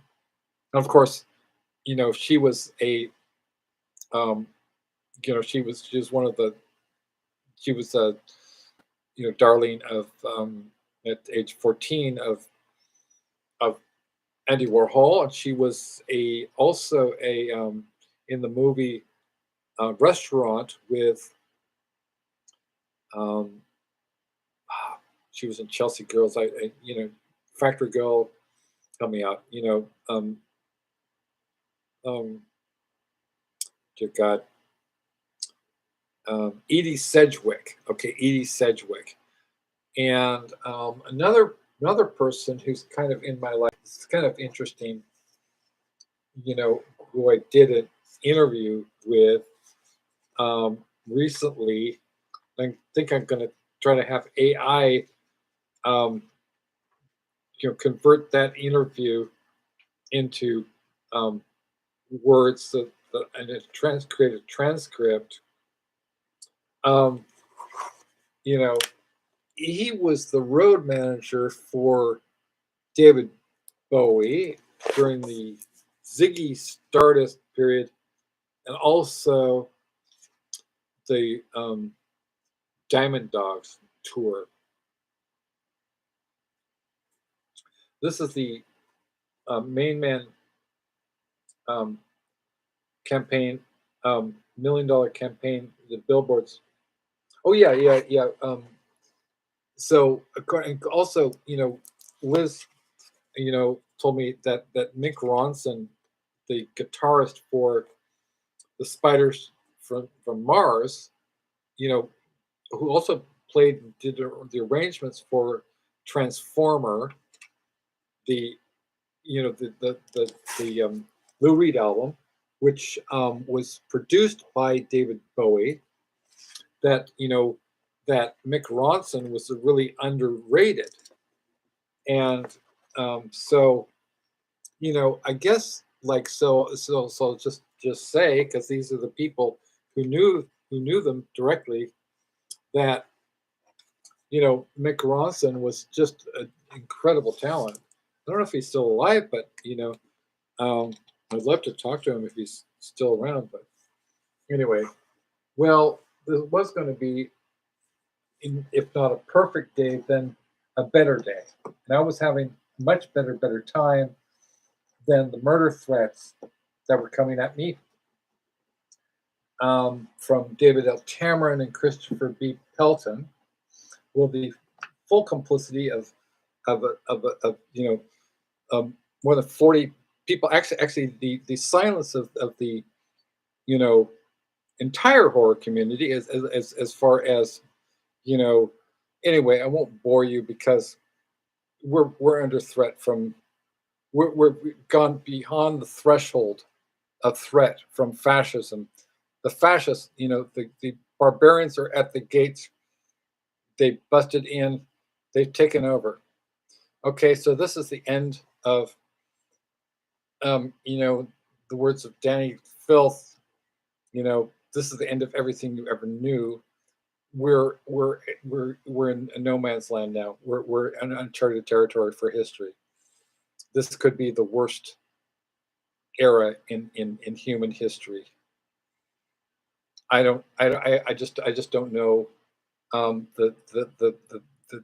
mean, it's I don't have the bandwidth. I don't have the bandwidth to attempt to comprehend what's going to happen within the next few hours, the next 48 hours, the next week.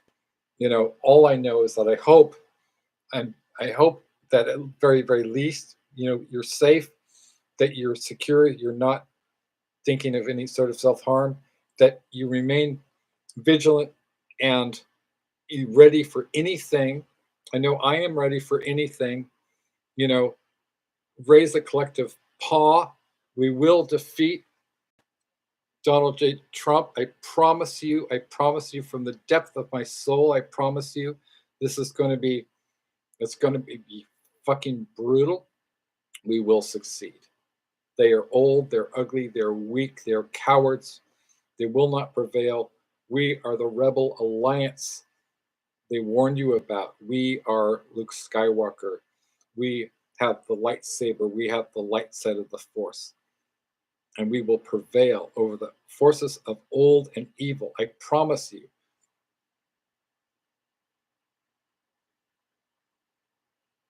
The Atman in me recognizes the Atman in you.